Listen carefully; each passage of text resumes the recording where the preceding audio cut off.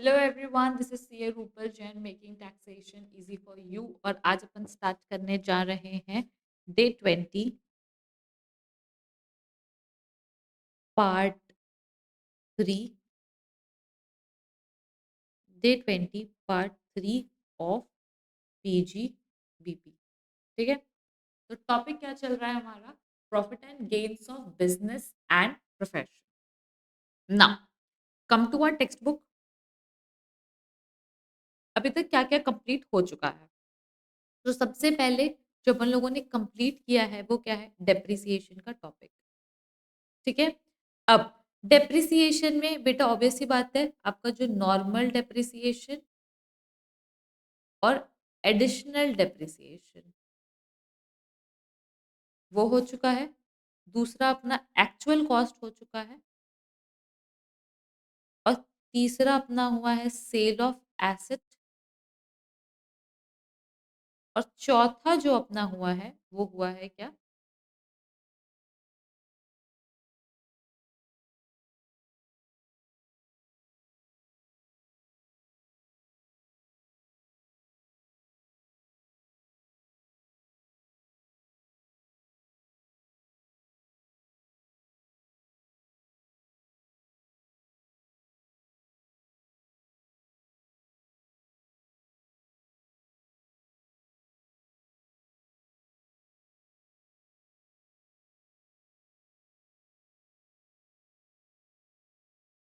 Cell of asset. और जो चौथा है वो है अपना SLM WDV। तो यहाँ पर है आपका कौन सा सेल ऑफ एसेट मेथड में SLM WDV दोनों में। और है scientific research. Scientific research, that is your section 35। ठीक है, अभी तक यहाँ तक जो हमने क्वेश्चन कर लिया है, जिसमें सबसे ज्यादा क्वेश्चन जो हमने किया है वो किसका किया है? डेप्रिसिएशन का किया है। कॉन्सेप्ट आपको सबको बराबर याद रखना है। बाकी सब पे क्वेश्चन इतने टिपिकल नहीं है। डेप्रिसिएशन में एक फॉर्मेट है सॉल्व करने का तरीका। बाकी सारी चीजों में भी क्वेश्चन आ सकते हैं, बिल्कुल ऐसा नहीं है कि किसी चीज पे क्वेश्चन नहीं आ सकता। ठीक है, अब आज का हमारा टॉपिक है सेक्शन 35 AD, स्पेसिफाइड बिजनेस।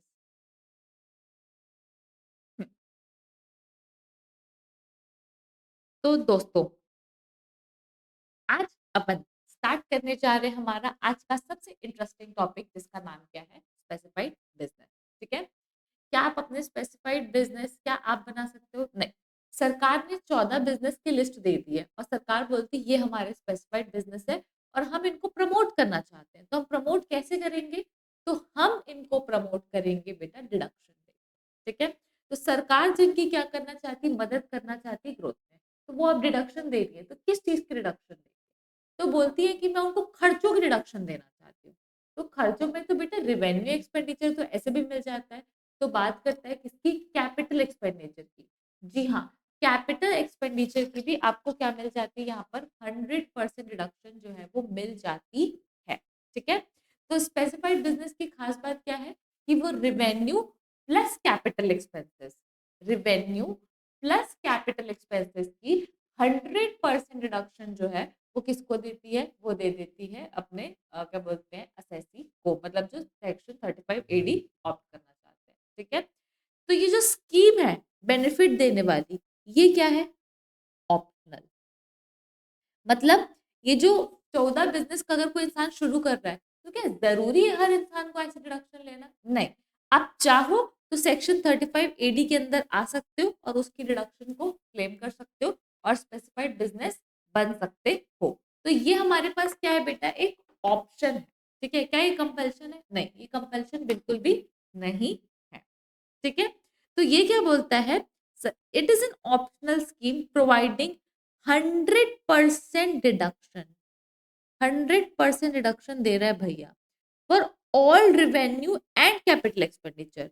सारे रिवेन्यू और कैपिटल एक्सपेंडिचर की 100% डिडक्शन दे रहा है, except land, goodwill and financial instrument. ठीक है, लैंड तो आपको पता ही होगा क्या होता है, जमीन। गुडविल आपको पता होगा किसी बिजनेस की रेपुटेशन।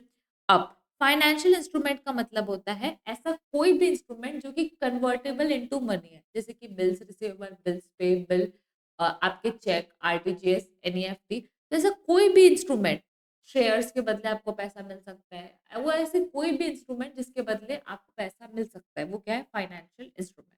ठीक है, तो यहाँ पर हमको सारे खर्चों की, चाहे रेवेन्यू खर्चा हो, चाहे कैपिटल खर्चा हो, उसकी 100% रिडक्शन जो है वो मिल जाएगी। बस 3 चीज़ों की रिडक्शन यहाँ पर नहीं मिलती। किसकी-किसकी नहीं मिलती है? ल लैंड की, गुडविल की और फाइनेंशियल इंस्ट्रूमेंट की। तो इसीलिए ना लैंड, गुडविल, फाइनेंशियल इंस्ट्रूमेंट को नीचे में लिखा गया है। बस मैं आपको ये बताना चाह रही हूँ कि ऑप्शनल स्कीम में सबकी रिडक्शन मिलती है। बस 3 चीज़ों की रिडक्शन जो है वो नहीं मिलती। ठीक है? ये हो गया हमारा। So this is what my specified business, that is section 3580. Now आगे क्या बोलता है ये बोलना चाहता है ऑब्जेक्टिव। ऑब्जेक्टिव किसका? सरकार का। तो सरकार बोलती है to promote creation of infrastructure by giving 100% reduction for capital expenditure on certain specified business।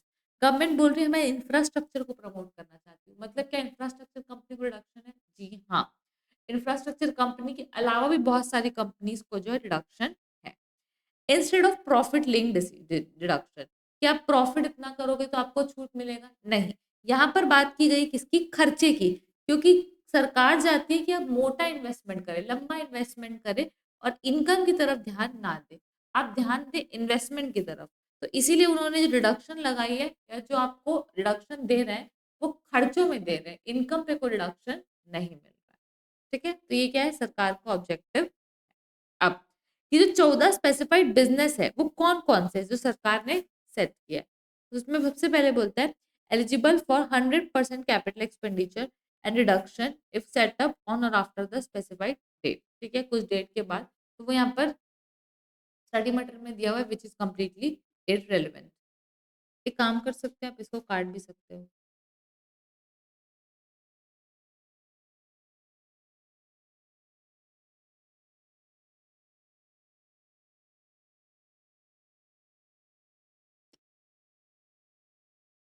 Now first क्या बोलता है कि setting up and operating a cold chain facility. तो कोल्ड चेन फैसिलिटी जो वो आती है किसमें? 3580 में। Setting up and operating warehouses for agriculture produce, that is sugar, for agriculture produce and sugar. तो एग्रीकल्चर प्रोड्यूस के लिए प्लस शुगर के लिए अगर आप वेयर हाउस रखते हो तो वो 3580 में आता है। तो सिर्फ किसके लिए बोला गया यहाँ पर? एग्रीकल्चर प्रोड्यूस के लिए और शुगर के लिए। और कोल्ड चेन जो फैसिलिटी है वो सबके लिए। तो फर्स्ट वाला कोल्ड चेन फैसिलिटी सबके लिए, और अगर वेयर हाउस है तो वो सिर्फ एग्रीकल्चर प्रोड्यूस और शुगर के लिए। फिर होटल जो कि 2 स्टार और अबव, या फिर हॉस्पिटल जो कि 100 बेड से अबव है, तो उनको जो है वो क्या मिलेगी? रिडक्शन मिल जाएगी। Laying and operating natural gas, petroleum and slurry pipeline. अगर वो स्लरी पाइपलाइन जो कि एक कंट्री से दूसरे कंट्री में या फिर एक बिजनेस से दूसरे बिजनेस में ट्रांसफर करने के लिए, या एक स्टेट से दूसरे स्टेट में, अल्टीमेटली कहीं भी ट्रांसफर करने के लिए, अगर वो पाइपलाइन से ट्रांसफर हो रहा है, नेचुरल गैस, पेट्रोलियम और स्लरी पाइपलाइन, तो उस केस में जो है वहां पर रिडक्शन मिल जाएगी। फिर नेक्स्ट क्या बोलता है? Affordable housing and slum redevelopment project. ठीक है, तो अगर अफोर्डेबल जो सरकार की आवास योजना वगैरह सम रीडेवलपमेंट प्रोजेक्ट है तो उसमें 100% रिडक्शन है। उसके बाद नेक्स्ट है आपका क्या? Fertiliser production. फर्टिलाइजर का प्रोडक्शन जो है वो भी इसमें आता है। Inland container depots. ठीक है, इनलैंड कंटेनर डेपो, जो जमीन के अंदर जो आपके बड़े बड़े टैंक बने हुए हैं, वो कोई भी चीज स्टोर करने के लिए। कंटेनर फ्रेट स्टेशन, कि यहाँ पर जमीन के ऊपर बड़े बड़े से स्टेशन बने हुए हैं जहाँ पर अपना सामान जो है वो रख सकते हो। तो यहाँ पर ये किसके लिए है? इनलैंड, ऑब्वियसली बात है। कंटेनर डेपोज जो है वो लिक्विड चीजों के लिए अंदर में कंटेनर जो बनाया है जमीन के अंदर, बाकी ये जो है वो आपके सामान वामान रखने के लिए बनाया गया होगा। बी कीपिंग हनी और बी वैक्स प्रोडक्शन। ठीक है, तो जो भी आपका मधुमक्खी का पालन और प्लस वहां से जो आपको हनी मिल रहा है या बी वैक्स मिल रहा है, वो भी यहाँ पर आ जाएगा। फिर next, semiconductor wafer fabrication unit. अगर semiconductor wafer fabrication unit लगाते हो तो उस केस में भी आपको क्या बोलते हैं डिडक्शन मिल जाएगी 35 AD में। डेवलपिंग, ऑपरेटिंग और maintaining infrastructure facility in India. India में अगर आप developing, operating, maintaining infrastructure facility कर रहे हो, डिडक्शन मिल जाएगी।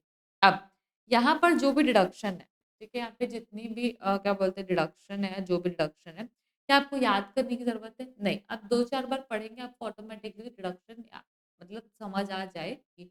और ज्यादातर एग्जाम में दिया रहता है, कई बार हो सकता है कि ना दिया हो, बट लगभग एग्जाम में दिया रहता है वो 35 AD बिजनेस है कि नहीं है। बट ऐसा हो भी सकता है कोई इंस्टेंस में कि नहीं दिया हो, तो इट्स बेटर सेफ साइड में आप रीड करके जा सकते हो, क्योंकि कभी भी आपको एग्जाम में पूछेगा नहीं, right 5 types of 35 AD business, ठीक है। तो आप जो है उसको जरूर बार बार रीड करके जाएंगे। तो ये जो है वो क्या दे दिया बेटा, आपको लिस्ट जो है वो दे दी। अब आगे बढ़ते हैं, क्या बोलता है ये, डिडक्शन अलाउड। तो 100% of capital expenditure incurred Holi and exclusively for the specified business, ठीक है। कैपिटल एक्सपेंडिचर जो 100% अलाउ हो जाएगा, पर क्या अलाउ नहीं होता है, तो लैंड, गुडविल और फाइनेंशियल इंस्ट्रूमेंट जो है वो अलाउ नहीं होगा, ठीक है। और अगर आपने कोई पेमेंट किया है of more than 10,000 must be made by bank और इलेक्ट्रॉनिक मोड। कैश में 10,000 से ऊपर का कैश पेमेंट जो है वो अलाउ नहीं होगा, ठीक है। तो सारे खर्चे, कैपिटल खर्चे अलाउ हो जाएंगे, बट लैंड, गुडविल और फाइनेंशियल इंस्ट्रूमेंट अलाउ नहीं होगा, और 10,000 से ऊपर का कैश पेमेंट अलाउ नहीं होगा, ठीक है। उसके बाद नेक्स्ट बात करता है किस चीज की, प्री कमेंसमेंट एक्सपेंडिचर, ठीक है। कि आप तो यहाँ पर जो 35 AD के बिजनेस है, तो बिजनेस स्टार्ट होने से पहले के खर्चे, अगर आपने बिजनेस स्टार्ट करने से पहले मशीन खरीदी या कोई चीज खरीदी, तो उसका खर्चा क्या बुक्स ऑफ, और वो मैंने कैपिटलाइज किया है। फॉर एग्जाम्पल मान लो कि मैं आज बिजनेस शुरू कर रही हूँ, बट मैंने 1 साल पहले जो मशीन खरीद ली है, जो कि 50 लाख की खरीदी थी, आज मैं बुक्स में 50 लाख को कैपिटलाइज कर रही हूँ, तो फिर आज मेरे को उसकी 100% रिडक्शन जो है वो मिल जाएगी। तो वही बोलना चाह रहा है कि जो प्री कमेंसमेंट एक्सपेंडिचर है, allowed in the year of commencement if capitalised in books, उसका बुक्स में कैपिटलाइज होना बहुत जरूरी है।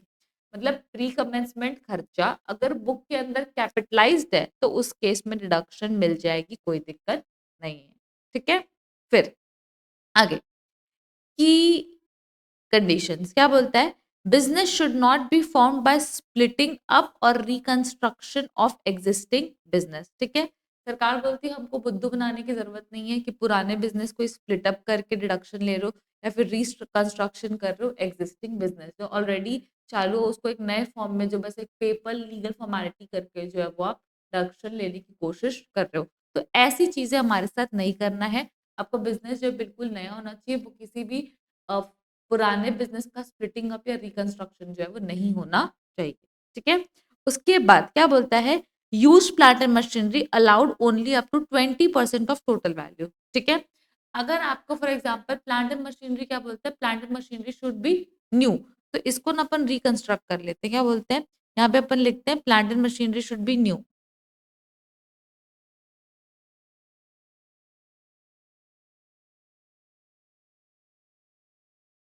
बट एक्सेप्शन पूरे टोटल में क्या बोलते हैं, 20% ऑफ दी जो प्लांट एंड मशीनरी है can be second hand, allowed only up to 20%, ठीक है। तो आपकी जो एक्सेप्शन है वो क्या बोल रहा है, यूज प्लांट एंड मशीनरी, और second hand plant and machinery कितनी हो सकती है, 20%, ठीक है। और सेकेंड क्या बात करता है, सेकेंड बात करता है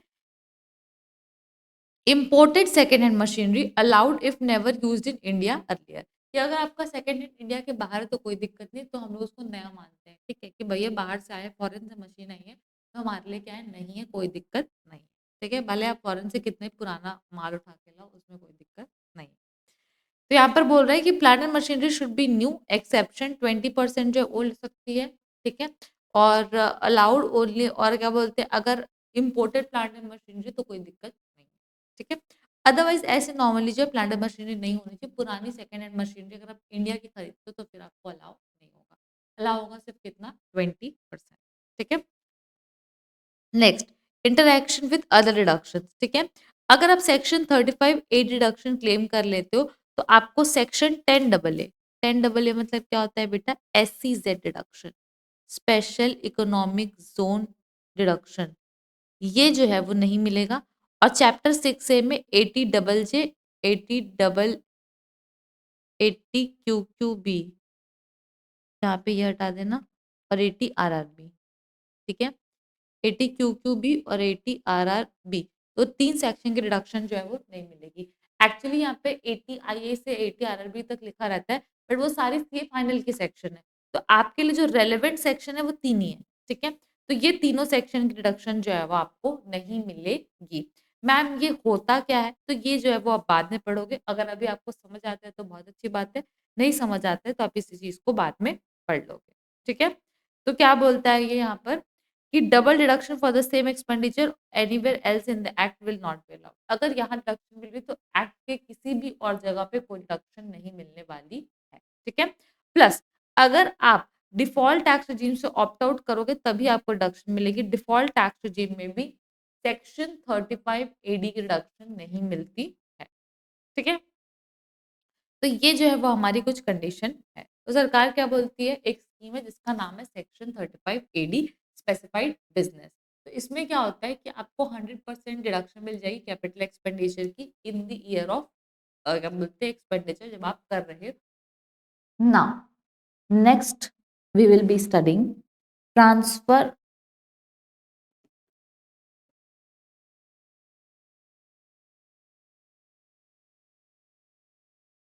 transfer of asset under section 35 AD, ठीक है। पहले तो सरकार ने तुमको क्या दी, डिडक्शन दी ऑफ द कैपिटल एक्सपेंडिचर, ठीक है। चाहे बिजनेस चालू होने से पहले हो चाहे बिजनेस चालू होने के बाद हो, तुमको डिडक्शन दे दी।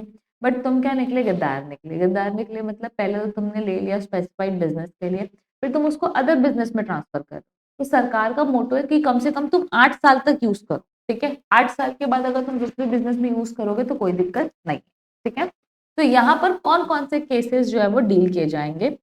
टॉपिक का नाम है transfer of asset under section 35 AD, कि अगर 35 एडी की जो बिजनेस की एसेट है अगर उसको हम दूसरे बिजनेस में ट्रांसफर करते हैं तो क्या होता है। तो 35 एडी एसेट को अगर अपन अनदर 35 एडी बिजनेस में ही करे, मतलब दूसरे स्पेसिफाइड बिजनेस में ही ट्रांसफर करे, तो सरकार को कोई दिक्कत नहीं है, क्योंकि अल्टीमेटली जो उनका मोटो है 35 एडी बिजनेस को प्रमोट करने का वो पूरा हो रहा है। तो अगर आप एक 35 एडी बिजनेस से, एक स्पेसिफाइड बिजनेस से अगर आप दूसरे स्पेसिफाइड बिजनेस में ट्रांसफर करते हैं तो उसमें कोई दिक्कत नहीं है, ठीक है। नेक्स्ट क्या बोलता है, टू नॉन स्पेसिफाइड बिजनेस, ठीक है। कि अगर नॉन स्पेसिफाइड अगर बिजनेस हो, नॉन स्पेसिफाइड बिजनेस जो कि 35 एडी बिजनेस नहीं है, मतलब हो गए आपके अदर बिजनेस। तो यहाँ पर आपने क्या करी, गद्दारी करी कि आपने लिया था 35 एडी के लिए, लेकिन अब आप दूसरे बिजनेस में ट्रांसफर करो। बट सरकार का मोटो क्या था कि 8 साल आप यूज करो, लेकिन आप 8 साल भी यूज नहीं कर रहे हो, ठीक है। आप क्या कर रहे हो, सीधा सीधा गद्दारी करो, 8 साल के अंदर ट्रांसफर करो। यहाँ पर आप सरकार के मोटो के हिसाब से चल रहे हो कि 8 साल तो हमने किसमें 35 एडी बिजनेस में यूज कर लिया, उसके बाद में 8 साल के बाद ट्रांसफर कर रहा हूँ। तो अगर मैं ट्रांसफर जो है वो विद इन 8 ईयर्स कर देता हूँ तो ना मेरा टैक्सेबिलिटी आएगा सर पीजीबीपी के अंदर। और पीजीबीपी के अंदर जो टैक्सेबल होगा amount of reduction claimed under section 35 AD, कि जितना मैंने 35 एडी में रिडक्शन क्लेम किया है वो minus notional depreciation allowed. Notional depreciation मतलब अगर मैं 35 एडी में यूज नहीं की होती तो कितना डेप्रिसिएशन मिलता, वो माइनस कर दो तो आ जाएगा टैक्सेबल अंडर पीजीबीपी, ठीक है। तो यही बोलना चाह रहा है कि अगर आपको क्या बोलते हैं with in 8 years, with in 8 years आप ट्रांसफर कर रहे हो, यहाँ पे डबल लिखा हुआ है तो यहाँ पर पीजीबीपी शैल बी अमाउंट, ये इसको आप काट भी सकते हैं अगर आप चाहे तो, ये डबल डबल जो वो रिपीट हो गया कि पीजीबीपी में कितना टैक्सेबल होने वाला है। तो यहाँ पर ना अल्टीमेटली वो वाले जो ट्रीटमेंट है उसको रिवर्स कर रहा है कि अगर मैं नॉर्मल बिजनेस में होती तो कितना डेप्रिसिएशन मिलता, वो माइनस करके जो बचा हुआ अमाउंट है उसको वो लोग क्या कर रहे हैं पीजीबीपी में टैक्सेबल कर दे रहे हैं, ठीक है।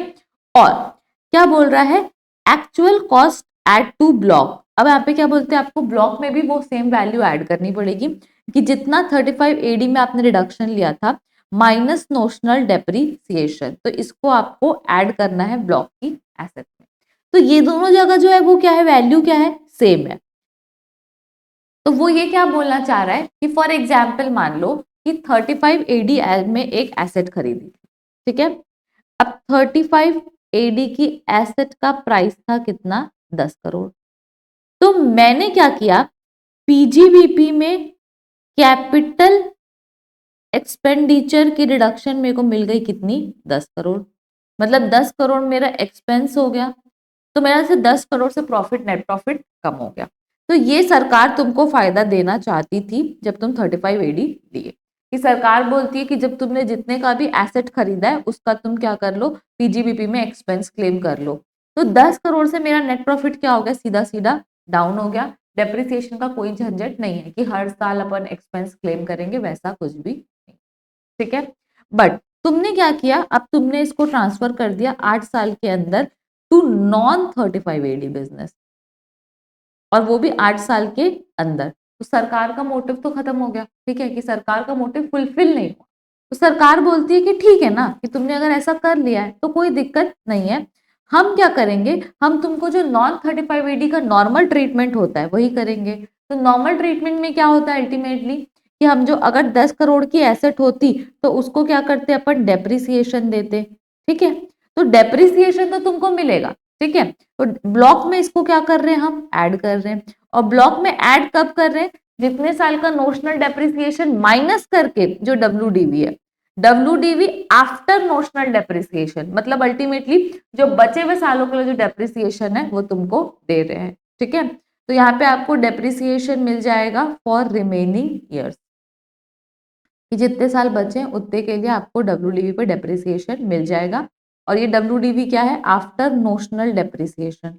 तो अल्टीमेटली नोशनल डेप्रिसिएशन माइनस करने के बाद की जो डब्ल्यूडीवी, वो वाला ट्रीटमेंट दे रहे हैं। और सेकेंड क्या बोलते हैं आपको, कि ये जो सेम अमाउंट है जितना ब्लॉक में ऐड कर रहे हो, ठीक है, जितना ब्लॉक में ऐड कर रहे हो, तो क्योंकि ब्लॉक तो अल्टीमेटली धीरे धीरे डेप्रिसिएट होगा तो वो पीएल में ही जाएगा, तो पीएल में आप खर्चा क्लेम करोगे। तो अभी सेम आप क्या कर लो, सेम अमाउंट को पीजीबीबी की इनकम ट्रीट कर लो, क्योंकि यहां पर तुमने एक्सपेंस ट्रीट किया था ना, क्योंकि यहां पर तुमने एक्सपेंस ट्रीट किया था। तो इस एक्सपेंस का रिवर्सल कैसे करोगे, तो पीजीबीपी में इनकम ट्रीट कर करके हम उसका रिवर्सल कर रहे हैं, ठीक है। तो फॉर एग्जाम्पल मान लो कि एसेट 10 करोड़ की थी, 10 करोड़ का डिडक्शन था, अब बची कितना, 8 करोड़, 2 करोड़ का क्या क्लेम हो गया, नोशनल डेप्रिसिएशन क्लेम हो गया। तो ये 8 करोड़ अपन क्या करेंगे, ब्लॉक में ऐड करेंगे, ये 8 करोड़ ब्लॉक में ऐड होगा, और सेम ये 8 करोड़ जो है वो क्या होगा, पीजीबीपी की इनकम होगा। तो पीजीबीपी में इनकम हो गई 8 करोड़, और ये धीरे धीरे जो है वो नेट प्रॉफिट धीरे धीरे जो है ये पीएल अकाउंट में क्या रहेगा, डेप्रिसिएशन के थ्रू जाता रहेगा। तो वही जो नॉर्मल बिजनेस वाला ट्रीटमेंट है ना, सरकार आपको वही देना चाहती है, ठीक है। तो ये वही बोलना चाह रहे हैं कि भैया अगर तुम 8 साल के अंदर कर दे रहे हो तो तुम नॉर्मल बिजनेस वाला ट्रीटमेंट ले लो, एक जगह पीजीबीबी में इनकम बना दो उसी अमाउंट को, और उसी अमाउंट को क्या कर लो, ब्लॉक में ऐड कर दो, ठीक है। तो ब्लॉक में ऐड हो गया तो डेप्रिसिएशन हर साल मिल जाएगा, और सेम यहाँ पर जो आपने पहले डिडक्शन क्लेम की है तो उसको हम क्या कर रहे हैं, रिवर्स करने के लिए उसको पीजीबीपी की इनकम बना रहे हैं। तो जो पहले डिडक्शन 35 एडी में मिली है उसका ये क्या है बेटा, रिवर्सल है, बेसिकली रिवर्सल ऑफ रिडक्शन, कि पहले जो तुमको 10 करोड़ की रिडक्शन मिल चुकी है ना उसको रिवर्स करने के लिए, क्योंकि रिडक्शन मिली होगी तो तुम अल्टीमेटली पीजीबीबी में एक्सपेंस क्लेम किया होगा, अब उसको रिवर्स करने के लिए अपन क्या कर रहे हैं, इनकम टैक्सेबल कर रहे हैं पीजीबीपी के अंदर। आई होप आई एम क्लियर, ठीक है। अब अगर मैं नॉन 35 एडी बिजनेस में ट्रांसफर कर रही हूँ, और अगर मैं आफ्टर 8 ईयर्स कर रही हूँ, कब कर रही हूँ, 8 साल के बाद, तो सरकार का मोटो तो भाई पूरा हो गया, तो इसलिए बोलता है वो एक्चुअल कॉस्ट विल बी निल, मतलब कि जो मैं ब्लॉक में ऐड करूंगी, जो ब्लॉक में जो वैल्यू ऐड करूंगी, ब्लॉक में वैल्यू ऐड करूंगी वो निल ऐड करूंगी। मैम नील क्यों ऐड करेंगे, जब 10 करोड़ की रिडक्शन ऑलरेडी तुम चूक चुके हो 8 साल पहले, तो एसेट की वैल्यू 10 करोड़ थी जिसका रिडक्शन तुमने एक बार में ले लिया है, तो क्या अब वापस से 8 साल के बाद कोई वैल्यू का डेप्रिसिएशन मिलेगा क्या, उसमें नहीं मिलेगा, क्योंकि 10 करोड़ का पूरा 10 करोड़ हम पीजीबीबी में डेबिट कर चुके हैं पहले साल में। तो 8 साल बाद ये बोल क्यों रहा है कि ब्लॉक में ऐड करना है, ब्लॉक में बेटा सिर्फ नंबर्स ऐड होंगे, ठीक है, नंबर्स कैसे ऐड होंगे और क्या ऐड होंगे, होता क्या है जब आप किसी भी एसेट में ब्लॉक में ऐड करते हो, ब्लॉक में अगर आप एसेट को ऐड करते हो तो आप दो चीजें ऐड करोगे, एक वैल्यू ऐड करते हो और एक उसका काउंट ऐड करते हो।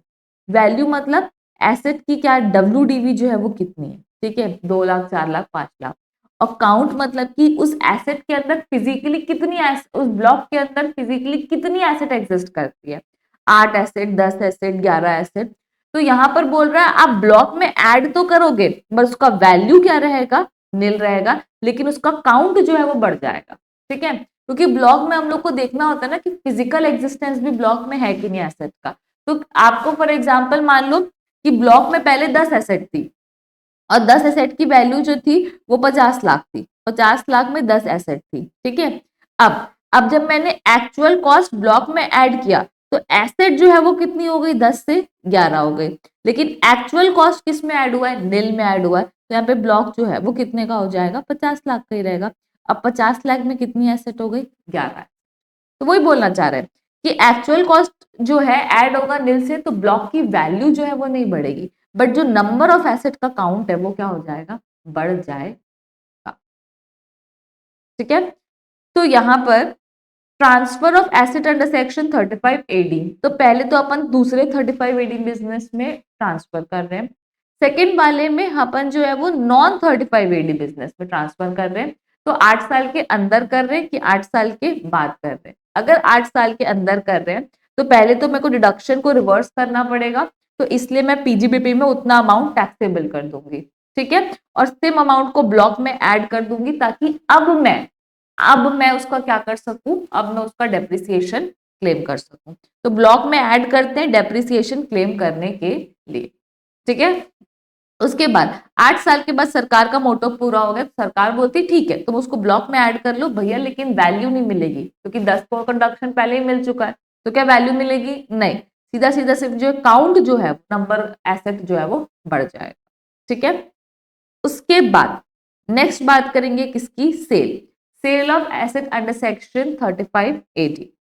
तो अगर आप 35 AD एसेट को बेच रहे हो, ठीक है, 35 AD एसेट को बेच रहे हो तो taxable under PGBP no capital gain, यहाँ पर कैपिटल गेन नहीं है, विच इज वेरी इंपॉर्टेंट। बच्चे क्या करते हैं, कॉस्ट से ऊपर बिक गया कैपिटल गेन कर देते हैं।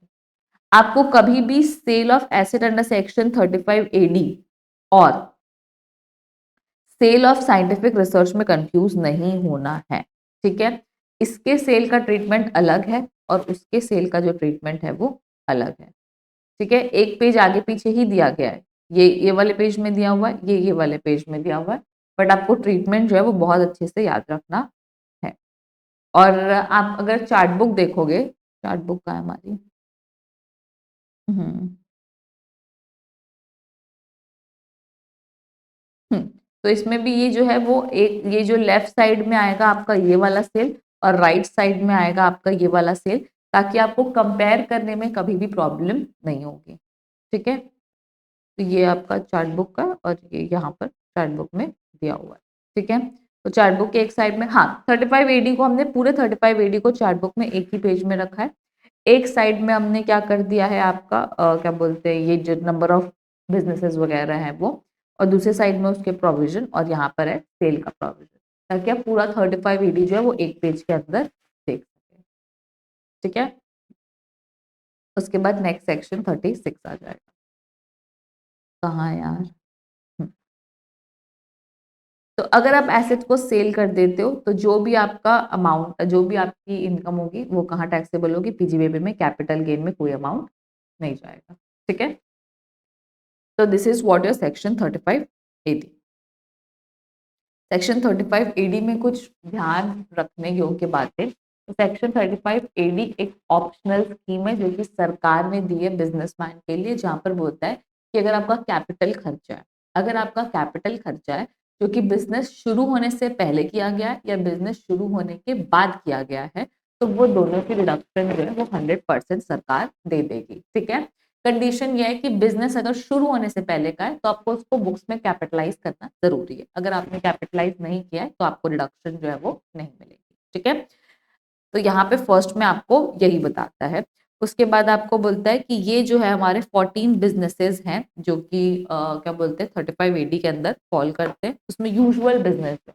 इसमें आपको इम्पोर्टेंटली दो कुछ चीजें याद रखनी है।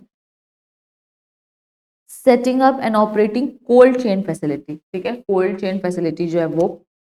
और दूसरा आपका है setting up and operating warehouses for agriculture produce and sugar, ठीक है, कि एग्रीकल्चर प्रोड्यूस और शुगर, एग्रीकल्चर प्रोड्यूस कर रहे हो, फिर शुगर क्या बोलते हैं, शुगर का अगर आप क्या कर रहे हो, वेयर हाउसिंग कर रहे हो। सिर्फ एग्रीकल्चर प्रोड्यूस और शुगर बोला, किसी चीज के बारे में नहीं बोला है। और कोल्ड चेन फैसिलिटी सबके लिए, तो इसमें आपको 35 एडी मिल जाएगा। होटल जो 2 स्टार एंड अबव कैटेगरी है, हॉस्पिटल जिसके 100 प्लस बेड्स है, ठीक है। उसके बाद नेचुरल गैस पाइपलाइन और स्लरी पाइपलाइन, ये सब की रिडक्शन मिल जाएगी। अफोर्डेबल हाउसिंग स्कीम और सम रिडेवलपमेंट प्रोजेक्ट्स, फर्टिलाइजर और बाकी सब जो है वो आप पढ़ सकते हैं, ठीक है। हाँ, अब किस चीजों की रिडक्शन नहीं मिलेगी, तो लैंड, गुडविल और फाइनेंशियल इंस्ट्रूमेंट का नहीं मिलेगा, और कैश पेमेंट अबव 10,000 की नहीं मिलेगी, ठीक है। उसके बाद आपका बिजनेस जो है वो नया होना चाहिए, स्प्लिट अप या फिर रिकंस्ट्रक्शन पुराने बिजनेस का नहीं होना चाहिए।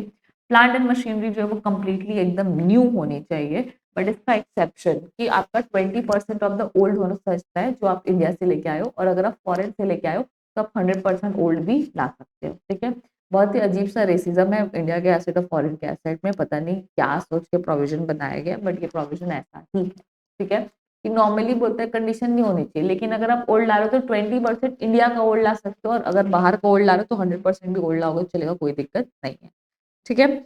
उसके बाद नेक्स्ट बोलता है कि अगर आप 35 एडी ऑप्ट कर तो आपको कौन से सेक्शन में डिडक्शन नहीं मिलेगी, ठीक है। तो आपको सेक्शन 10 AA में नहीं मिलेगा, और चैप्टर 6 से की एक हेडिंग होती है, heading see that is deduction for other income करके, उसके अंदर जो सेक्शन इंटर में फॉल करती है वो मैंने यहाँ पर लिख दिया है। तो उसमें 80 डबल जे डबल ए और 80 QQB और RRB जो है उसकी डिडक्शन नहीं मिले उनकी, ठीक है।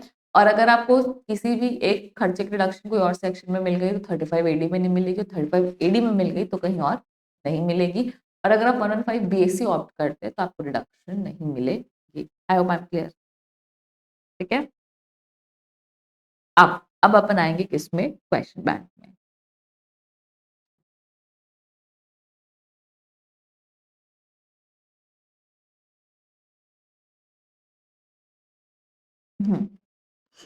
इलस्ट्रेशन नंबर 20 क्या बोलता है ये, when commences the business of operating a 3 star hotel, 2 star above is your 35 AD, तो ये 3 स्टार होटल है in Tirupati on 1/4/2025, previous year start होने से पहले, ठीक है। Particulars, amount rupees in lakhs, cost of land acquired in June 2023 is rupees 60 lakh, ठीक है। तो अगर जून 2023 में हमने क्या बोलते हैं खरीदा था, तो ये बिजनेस स्टार्ट होने से पहले का खर्चा है, इसलिए यहाँ पर मैं लिख रही हूँ क्या, बिफोर, ठीक है। Cost of construction of hotel building, financial year 24-25 में 30 लाख, 25-26 में है आपका 150 लाख, ठीक है। Plant and machinery all new acquired during the financial year is rupees 30 lakh. Net profit before depreciation for financial year 25-26 is 80 lakh. बेटा 2-3 कलर के हाइलाइटर रखना आप लोग, ताकि आप लोग के लिए भी क्या हो, थोड़ा सा क्वेश्चन जो है वो इजी हो। यहाँ पर बोल रहा है कि नेट प्रॉफिट है आपका बिफोर डेप्रिसिएशन, डेप्रिसिएशन से पहले नेट प्रॉफिट है 80 लाख। अगर आप एसेट देखोगे यहाँ पर, तो एक है आपकी क्या, लैंड, एक है आपका होटल बिल्डिंग, और एक है आपका प्लांट एंड मशीन, ठीक है। 3 एसेट है, लैंड है, होटल बिल्डिंग है और प्लांट एंड मशीनरी है। लैंड की रिडक्शन नहीं मिलती 35 एडी में, अगर आप देखा होगा तो, ठीक है। होटल बिल्डिंग की मिल जाएगी अगर बुक्स में कैपिटलाइज हो गया है तो, और प्लांट एंड मशीनरी की भी मिल जाएगी, कोई दिक्कत नहीं है। Out of the expenditure of rupees 150 lakh, ये वाले की बात कर रहे हैं, ठीक है, कि out of the expenditure of rupees 150 lakh, 1,50,000 is paid in cash to contractor on 10 September 2025 and rupees 50,000 is paid in cash on 15 January 2026 and balance through account pay check, ठीक है। तो ये जो 1.5 लाख है और ये जो 50,000 है, दोनों की रिडक्शन नहीं मिली क्योंकि कैश पेमेंट की रिडक्शन जो है वो नहीं मिलती है। अब एक और खास बात जो है वो दी गई यहाँ पर, क्या बोलता है, all the above expenses are capitalised in books of accounts, कि ऊपर के जो सारे खर्चे हैं वो क्या है, बुक्स ऑफ अकाउंट्स में कैपिटलाइज्ड है। तो जब बुक्स ऑफ अकाउंट्स में कैपिटलाइज होता है तो ही 35 AD में डिडक्शन मिलती है। जो बिजनेस चालू होने से पहले के खर्चे उनकी बात कर रहे हैं, ठीक है, और बाद वाले तो होंगे, ऑब्वियस सी बात है। अब determine the amount of eligible deduction under section 35 AD for assessment year 26-27 if he has exercised the option of shifting out of default tax regime provided under section 105 BAC, ठीक है। तो ये बोल रहा है determine the amount of eligible deduction, कि 35 AD में कितना डिडक्शन मिलने वाला है, और उसके अलावा कुछ पूछा है क्या, नहीं, और कुछ भी नहीं पूछा है, बस amount of eligible deduction allowable under section 35 AD बोला है। अब सबसे पहले अपन जाएंगे अपनी आंसर कॉपी में 21,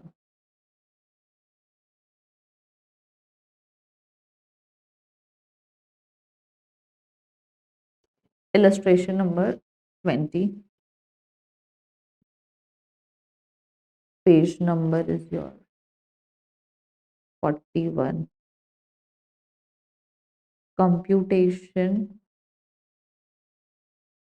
of eligible deduction under section 35 AD to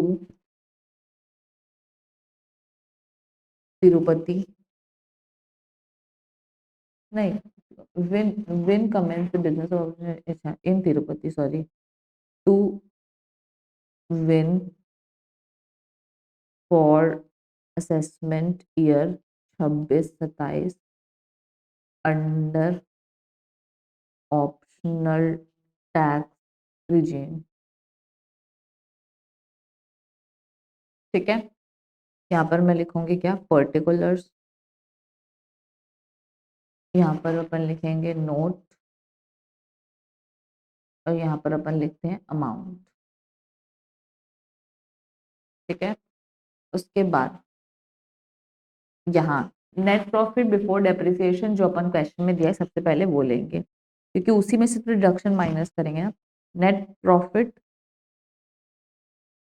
before depreciation, क्या लिखा है, net profit before depreciation for financial year 25-26, मतलब जो हमारा प्रीवियस है, उसके लिए कितना है बेटा, उसका 80 लाख,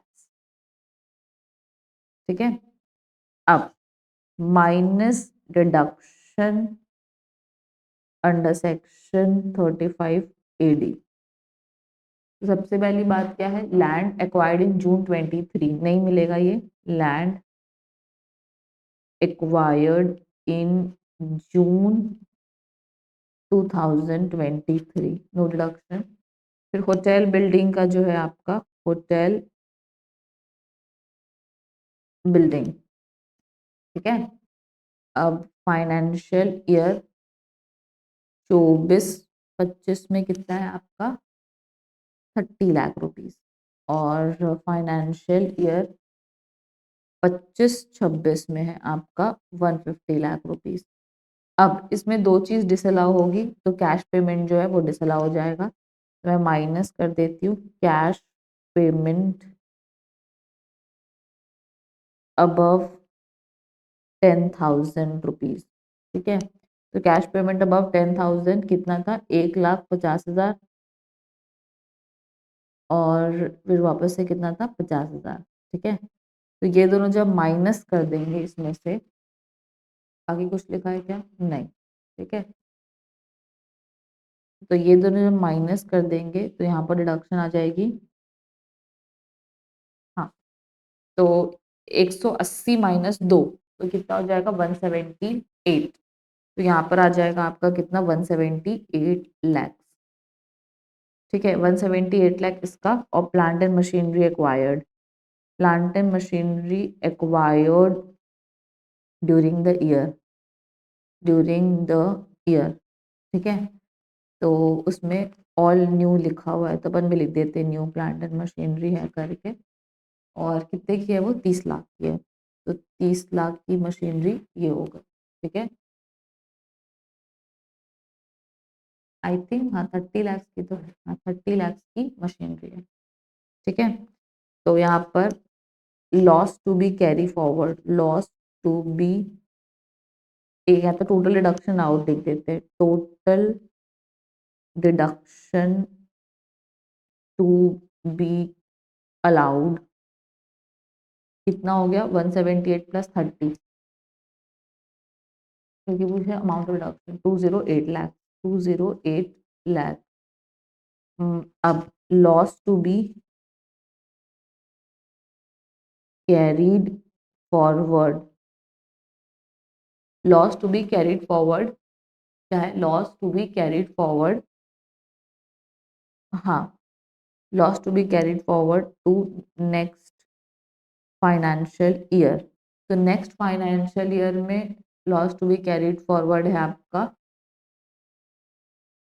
120, 208 - 80, 128 लाख, 128 लाख। ठीक है,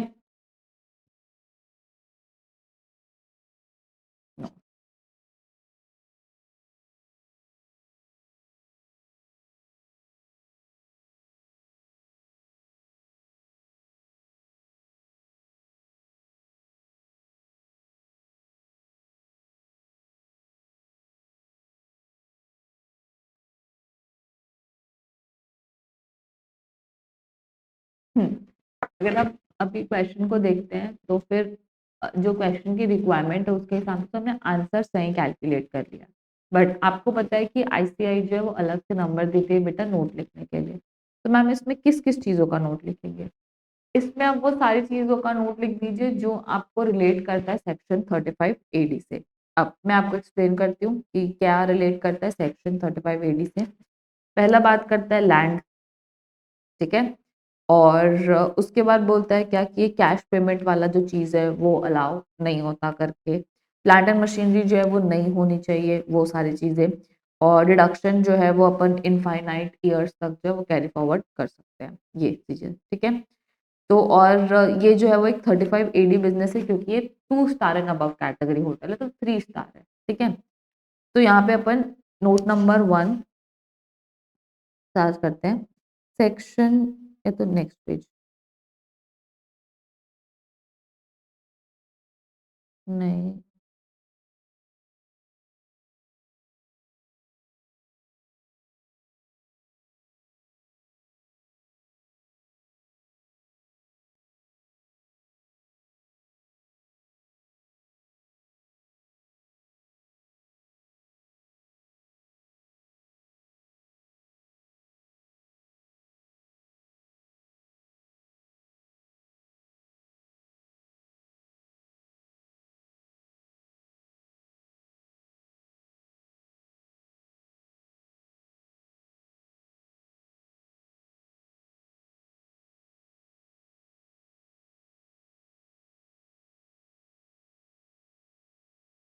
हम्म,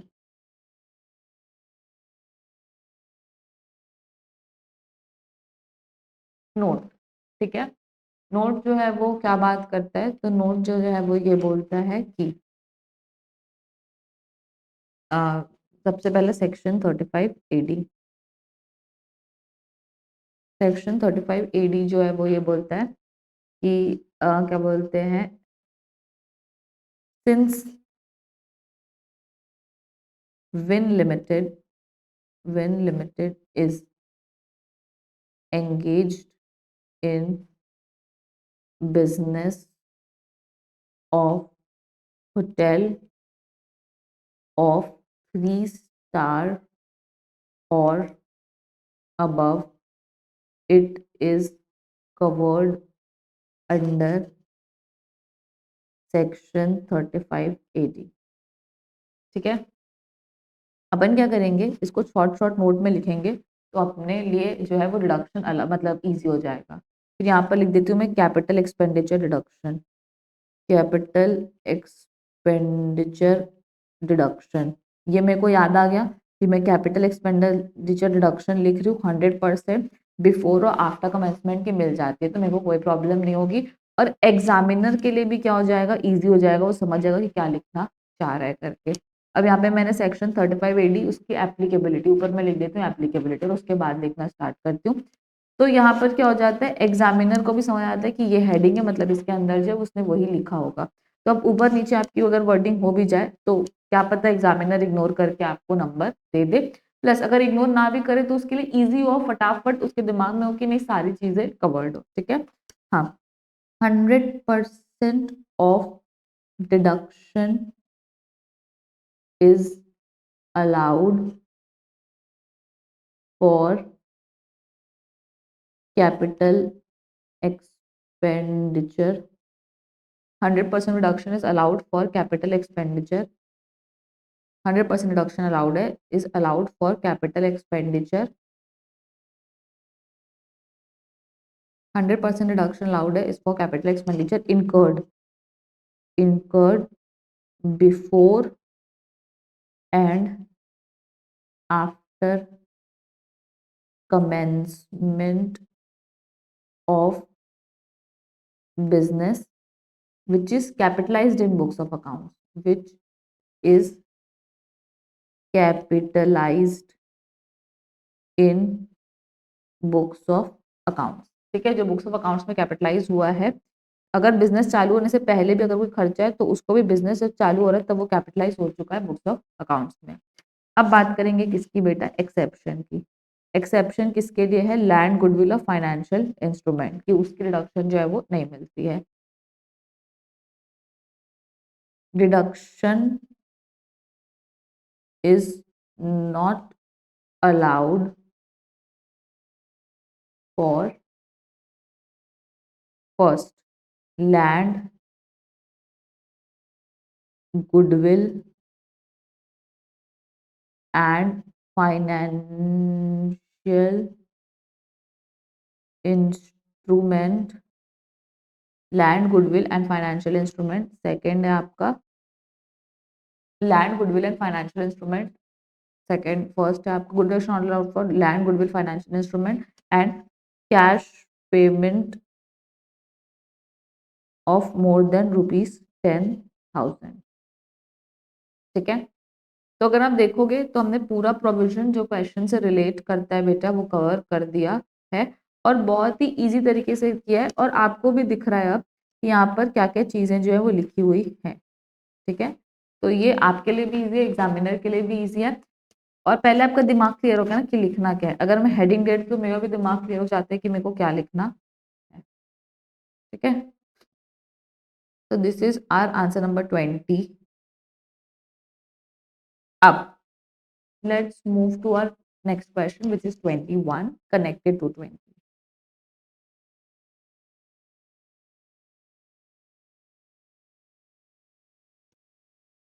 क्या बोलता है ये, illustration number 21, XYZ Limited commenced business of production of fertilizers on 1/4/2023।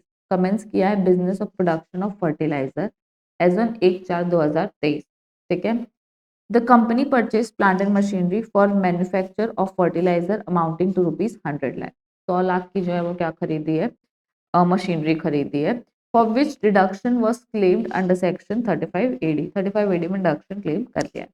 In financial year 25-26 the said asset was used for non specified business.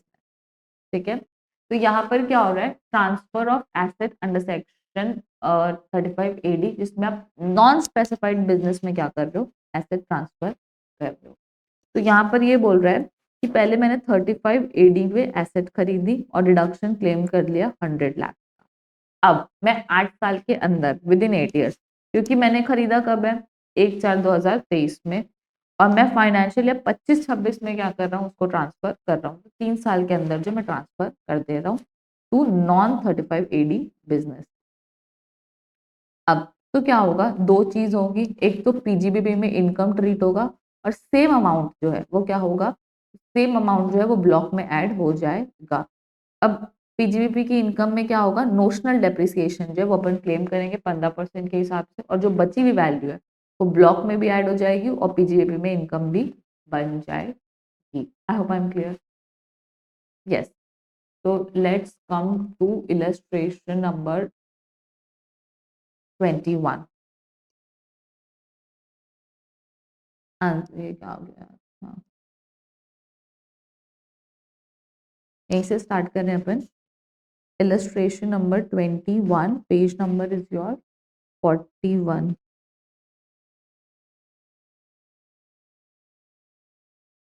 computation of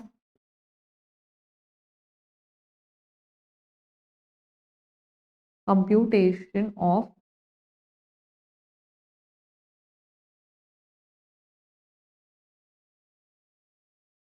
deduction, नहीं तो क्या पूछा है,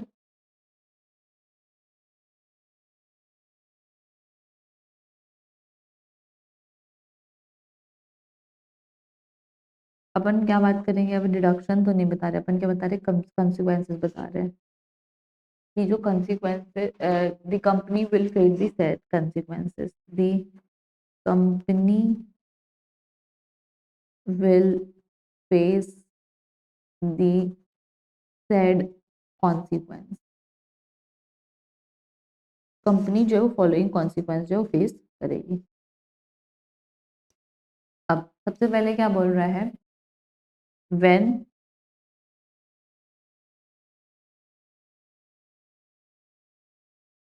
asset is purchased under section 35 AD, 100% of deduction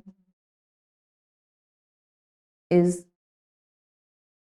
claimed by company, that is rupees 100 lakh deduction is claimed under PGBP, 100% reduction is claimed under PGBP in financial year 23-24, क्योंकि 1/4/2024 को business चालू हुआ है और 35 AD में अगर कोई एसेट खरीदते हो तो 100 लाख की रिडक्शन आपको फाइनेंशियल ईयर 23-24 में मिल चुकी है। Now if asset is transferred from specified business to non-specified business within 8 years, then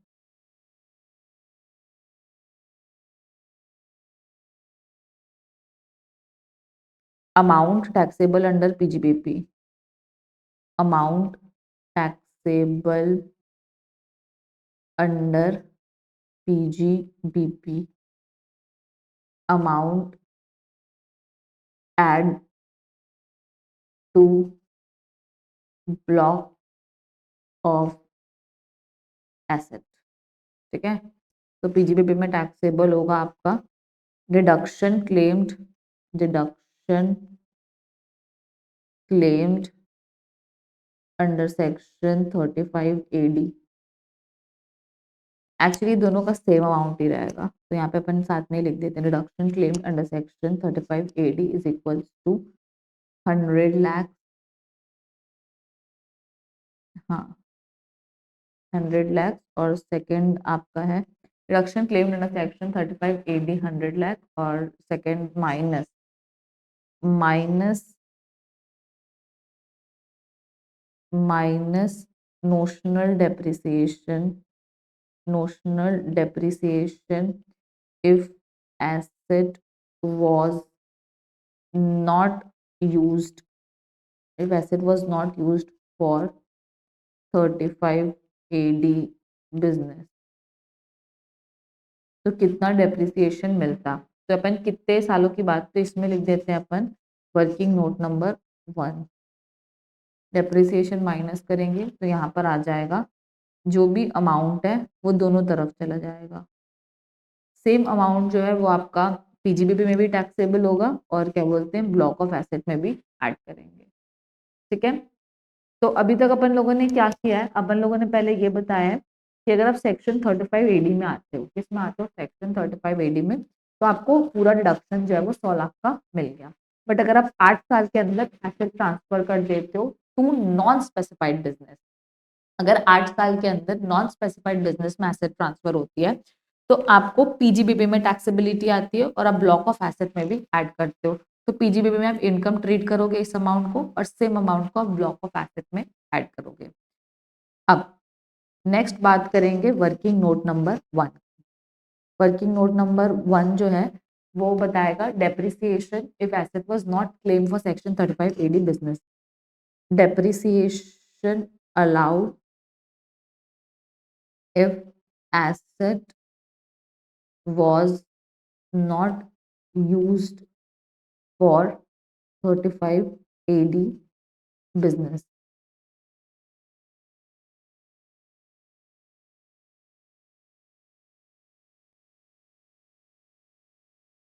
ठीक है, अब ये हो गया depreciation allowed asset were not use for 35 AD business. सबसे पहले अपन बात करेंगे opening WDV of the asset.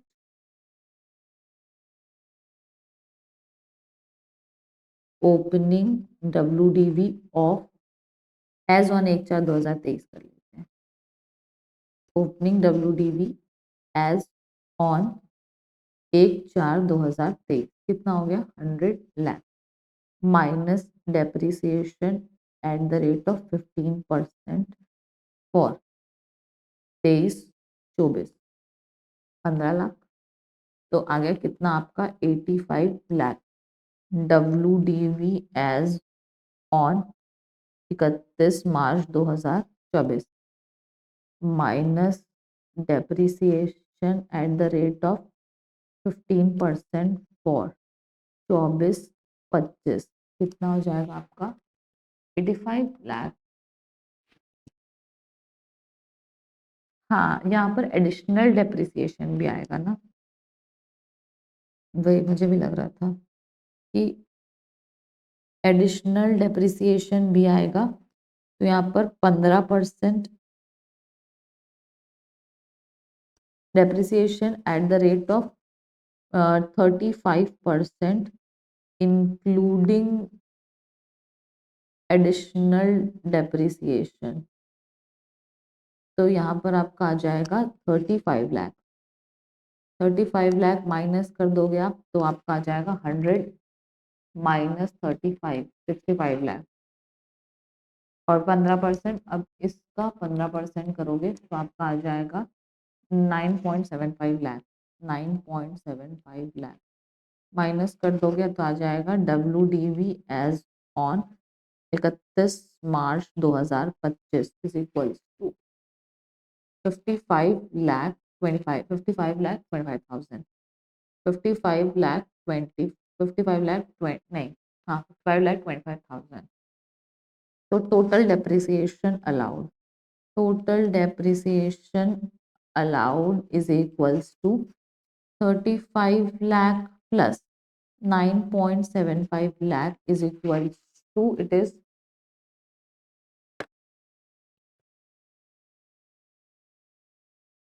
44.75 lakh 44.75 lakh। तो यहाँ पर अपन ले लेंगे 44.75 लाख माइनस कर देंगे तो अपना आंसर आ जाएगा -100 55 लाख 25 हजार 25, हाँ मतलब 55.25 लाख। इसको मैं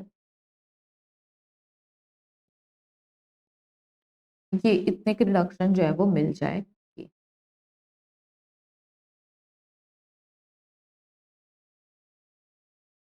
आई वन क्लियर।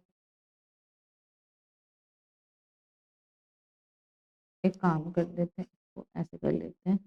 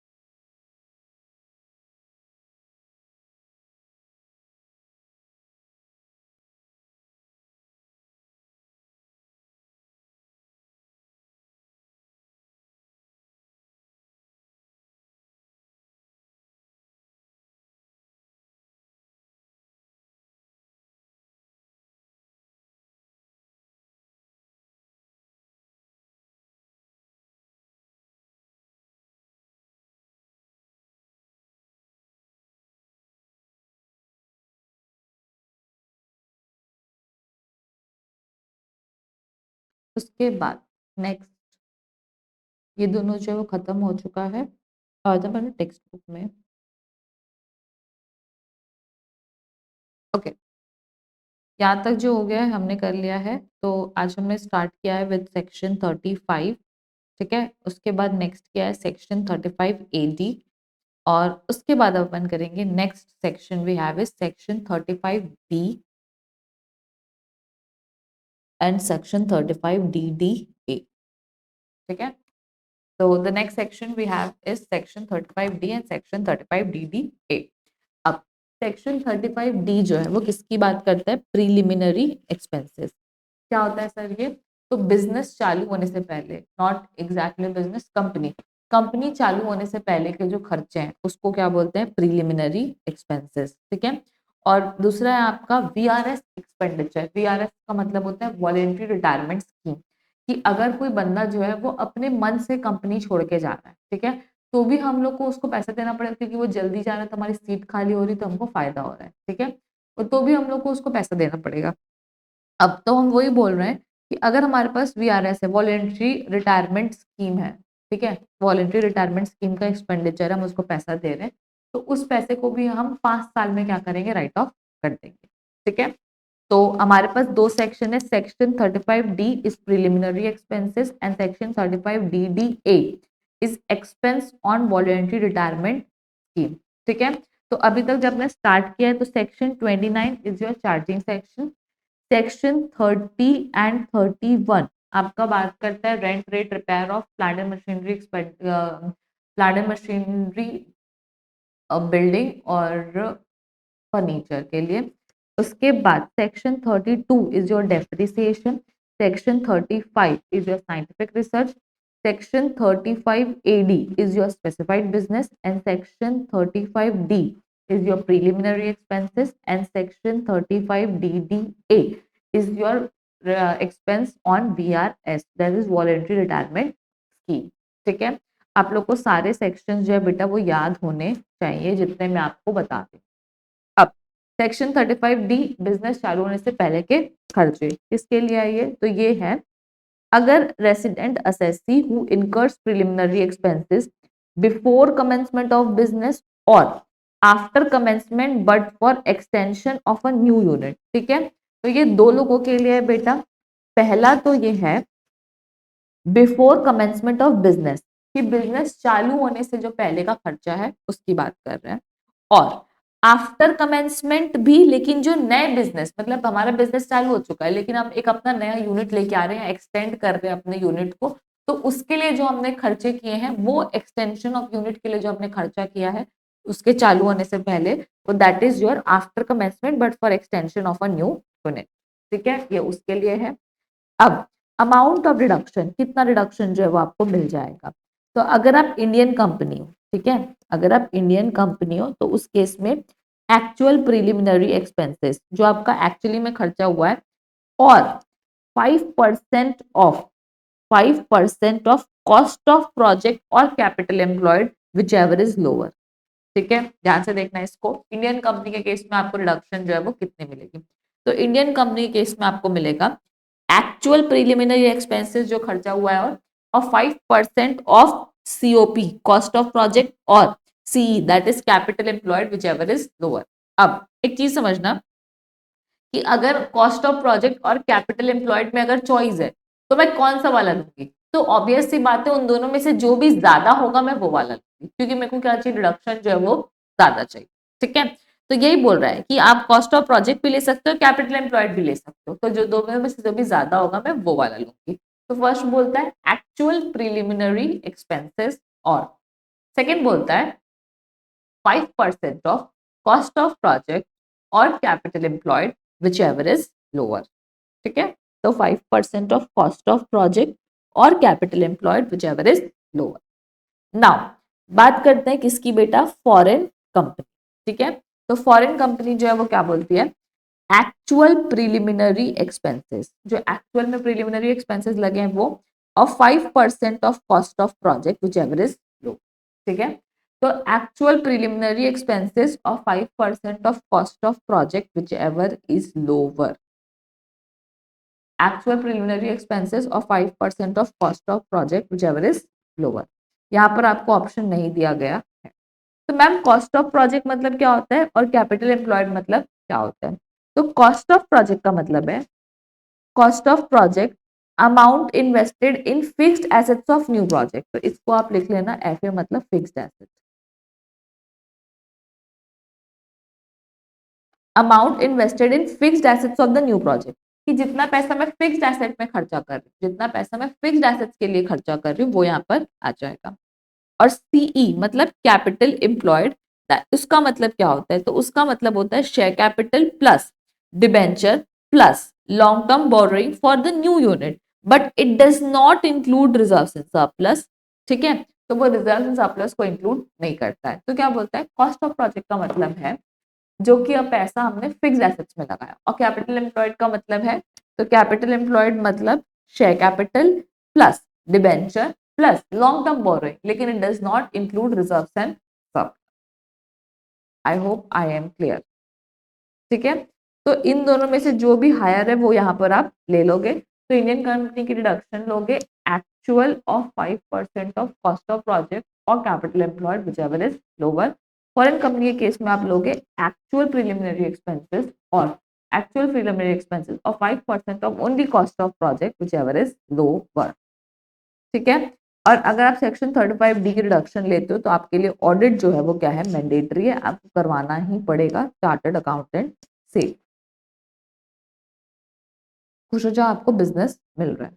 तो प्रीलिमिनरी एक्सपेंसेस अगर बिजनेस चालू होने से पहले का खर्चा है तो उसकी आपको रिडक्शन मिलेगी under section 35D। Next 35DDA क्या बोलता है? Expense on voluntary retirement scheme, कि अगर आपको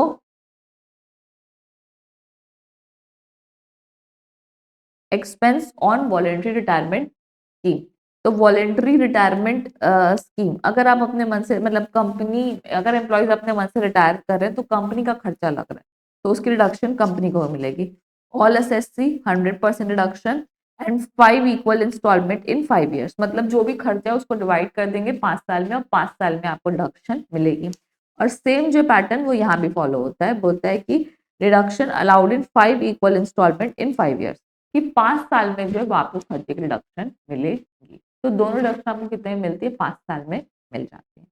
आई hope I am clear. Yes, तो this is your section 35D and section 35DDA।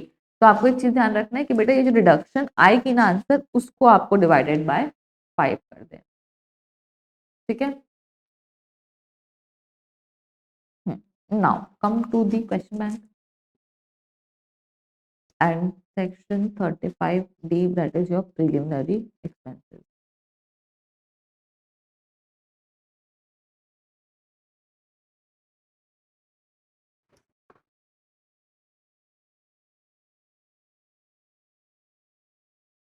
यहाँ पे है इलस्ट्रेशन 22। क्या बोलता है ये? Jardine limited is an existing Indian company, वो एक एग्जिस्टिंग इंडियन कंपनी है which set up a new industrial unit. तो अपने नए इंडस्ट्रियल यूनिट के लिए इसको रिडक्शन मिल जाएगी। इट इनकर्स द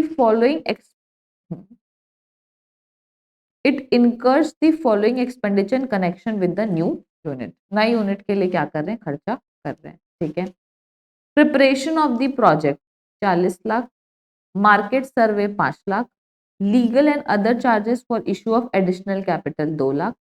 टोटल जो खर्चा किया है इन लोगों ने वो है आपका 11 लाख। ठीक है, अब क्या बोलते हैं आगे? Additional information, cost of project है 30 लाख और capital employed in the new unit is 40 lakh. तो बेटा सीओपी मिल गया आपको और सीई भी मिल गया है, और ये इंडियन कंपनी है तो सीओपी और CE whichever is higher इसका। तो ऑब्वियसली सीओपी है 30 लाख और कैपिटल एम्प्लॉयड 40 लाख, तो विच एवर इज हायर कौन सा है? सी है, तो हम लोग क्या लेंगे? 40 लाख।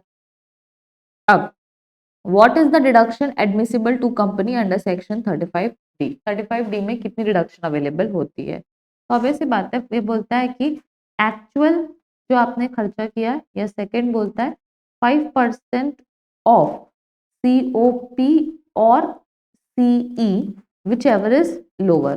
तो यहाँ पर एक्चुअल खर्चा कितना हुआ है? 11 लाख, और 5% ऑफ जो COP या C तो सीओपी कितना है आपका 30 लाख और सीई है 40 लाख, तो विच एवर इज हायर कितना हो गया 40 लाख।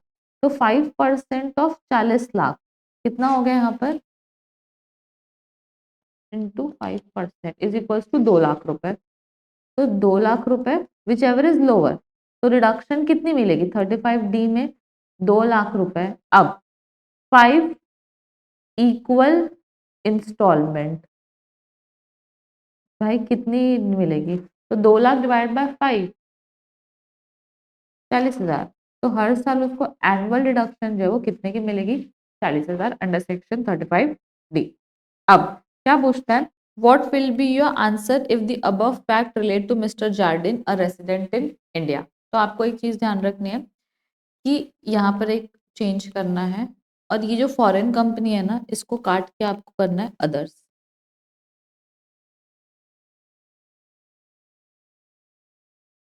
मतलब अगर इंडियन कंपनी है तो यहाँ पर, उसके अलावा अगर फॉरेन कंपनी है या इंडिया का इंडिविजुअल या रेसिडेंट या कुछ भी हो, अगर इंडिया की कंपनी है तो ये रिडक्शन मिलेगी, अगर उसके अलावा इंडिविजुअल है एचयूएफ है या फिर कोई और तरीके का है या फिर कोई इंडिया का नहीं है फॉरेन का है तो उस केस में रिडक्शन जो है वो ये वाली मिलेगी। ठीक है, तो अमाउंट ऑफ रिडक्शन क्या बोलता है कि अगर आप इंडियन कंपनी हो तो एक्चुअल प्रिलिमिनरी एक्सपेंसेस और 5% ऑफ कॉस्ट ऑफ प्रोजेक्ट और capital employed whichever is lower. और अगर आप अदर्स हो मतलब आप इंडियन कंपनी के अलावा कुछ हो तो उस केस में आएगा एक्चुअल प्रिलिमिनरी एक्सपेंसेस और 5% of cost of project whichever is lower. ठीक है, तो यहाँ पर अपन ले लेंगे text book TB question bank. हाँ, what will be answer the fact if Jardine is a resident in India. तो उस केस में अपना आ जाएगा पहले वाला जो आंसर अपन लोगों ने सॉल्व किया था वो। अब सेकेंड केस में जो है वो अपन लेंगे एक्चुअल, सेकेंड केस का फर्स्ट। एक काम करते हैं अपन,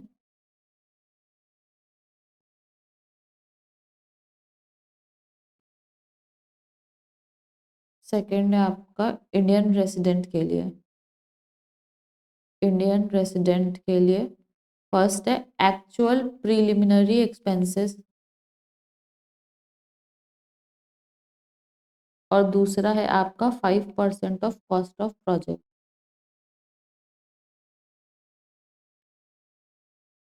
व्हिचएवर इज लोअर। तो एक्चुअल प्रीलिमिनरी एक्सपेंसेस कितना हुआ आपका, एक्चुअल वो बेटा 11 लाख,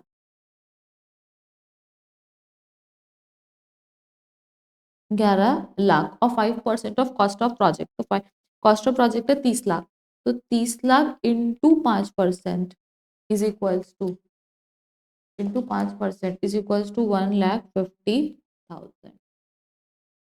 ठीक है, तो यहाँ पे 11 लाख और 1,50,000 विच एवर इज लोअर।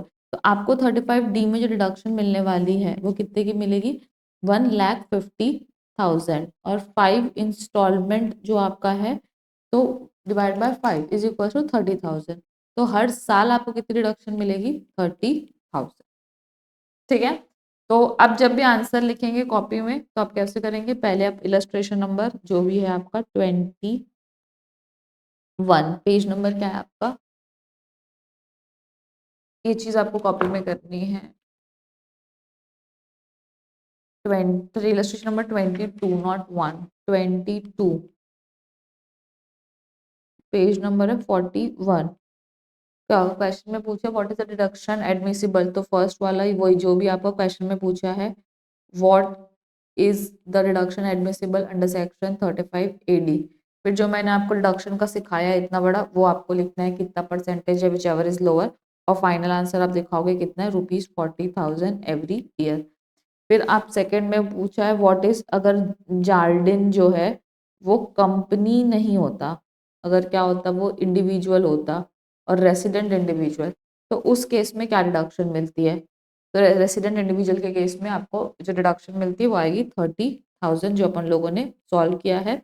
एक चीज और रेसिडेंट लिखना आपको जरूरी है और वो फॉरेन कंपनी नहीं आएगा क्योंकि यहाँ पर क्या लिखा हुआ है टेक्स्ट बुक में अगर आप देखोगे तो रेसिडेंट एसएससी, तो ये डिडक्शन है वो सिर्फ किसके लिए रेसिडेंट के लिए, फॉरेन कंपनी के लिए डिडक्शन नहीं है। ठीक है, माय मिस्टेक, इसको इसको कवर करना है कि फॉरेन कंपनी के लिए अदर्स जो भी है बट वो क्या होना चाहिए, रेसिडेंट इंडिविजुअल होना चाहिए। रेसिडेंट एसएससी होगा, या तो इंडियन कंपनी हो या तो इंडिविजुअल एचयूएफ, कोई भी हो, बट रेसिडेंट होना चाहिए तो रिडक्शन मिलेगी, अदरवाइज रिडक्शन नहीं मिलेगी। तो ये जो है वो ऐसे सॉल्व हो जाएगा। आई होप आई एम क्लियर। जो मैंने आप लोग को पढ़ाया है उसके हिसाब से आप लोग को, मतलब जो मैंने सॉल्व करके दिया बस आपको उसको लिखना है, ठीक है, कॉपी में, ताकि आपका हो जाएगा। प्लस बेटा बुक में भी आपको पेज नंबर लिखना है हमेशा। अब जैसे मेरा पेज नंबर मेरे हिसाब से तो है कितना, ये 4, तो मैं लिखूंगी page number 4, copy number 1, C1। तो मेरे को याद रहेगा कि एक आंसर इसका कहाँ लिखा हुआ है, क्वेश्चन का आंसर कहाँ लिखा है, आंसर का क्वेश्चन क्या लिखा है। तो प्लीज प्लीज प्लीज आप लोग ये जो है वो करना ना भूलें और इसको लाइटली ना लें, ठीक है। अब नेक्स्ट अपन आ जाते हैं किसमें, अपनी टेक्स्ट बुक में। अब अभी तक अपन लोगों ने क्या क्या पढ़ लिया है, तो अभी तक अपन लोगों ने पढ़ लिया है सेक्शन 29, जो कि अपना चार्जिंग सेक्शन है। नहीं, सेक्शन 29 बता, 28 है charging section, sorry, 28 charging section है, 29 है कंप्यूटेशन, 30 और 31 है रेंट रेट रिपेयर, 32 है डेप्रिसिएशन, 35 है scientific research, 35 AD specified business, 35 D is preliminary expenses, और 35 DDA is your deduction for VRS, voluntary retirement scheme, और 36 है आपका क्या, सर्टेन डिडक्शन। तो यहाँ से जो है वो क्या चालू होने वाला है, मेन खर्चों के रिडक्शन है, कि कौन से खर्चों के रिडक्शन आपको मिलेगी, कौन सा खर्चा जो है वो नहीं मिलेगा आपको, वो जो है वो यहाँ से चालू होने वाला है। I hope I am clear.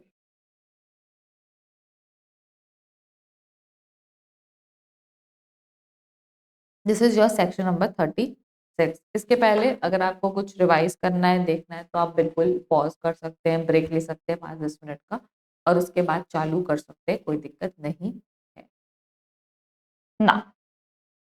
We are starting with our topic called as what your certain deduction under section 36, ठीक है, कि certain deduction under section 36, कि 36 के अंदर आपको क्या कौन कौन, मतलब बेसिकली इन जनरल कौन से खर्चे अलाउ होंगे, डिसअलाउ होंगे, कौन से खर्चे जो है वो पीजीबीपी में अलाउ होते हैं, कौन से नहीं होते हैं, क्या कंडीशन है, क्या restrictions and which is way more important and base of PGBP, ठीक है। तो आपको बहुत ध्यान से पढ़ना है।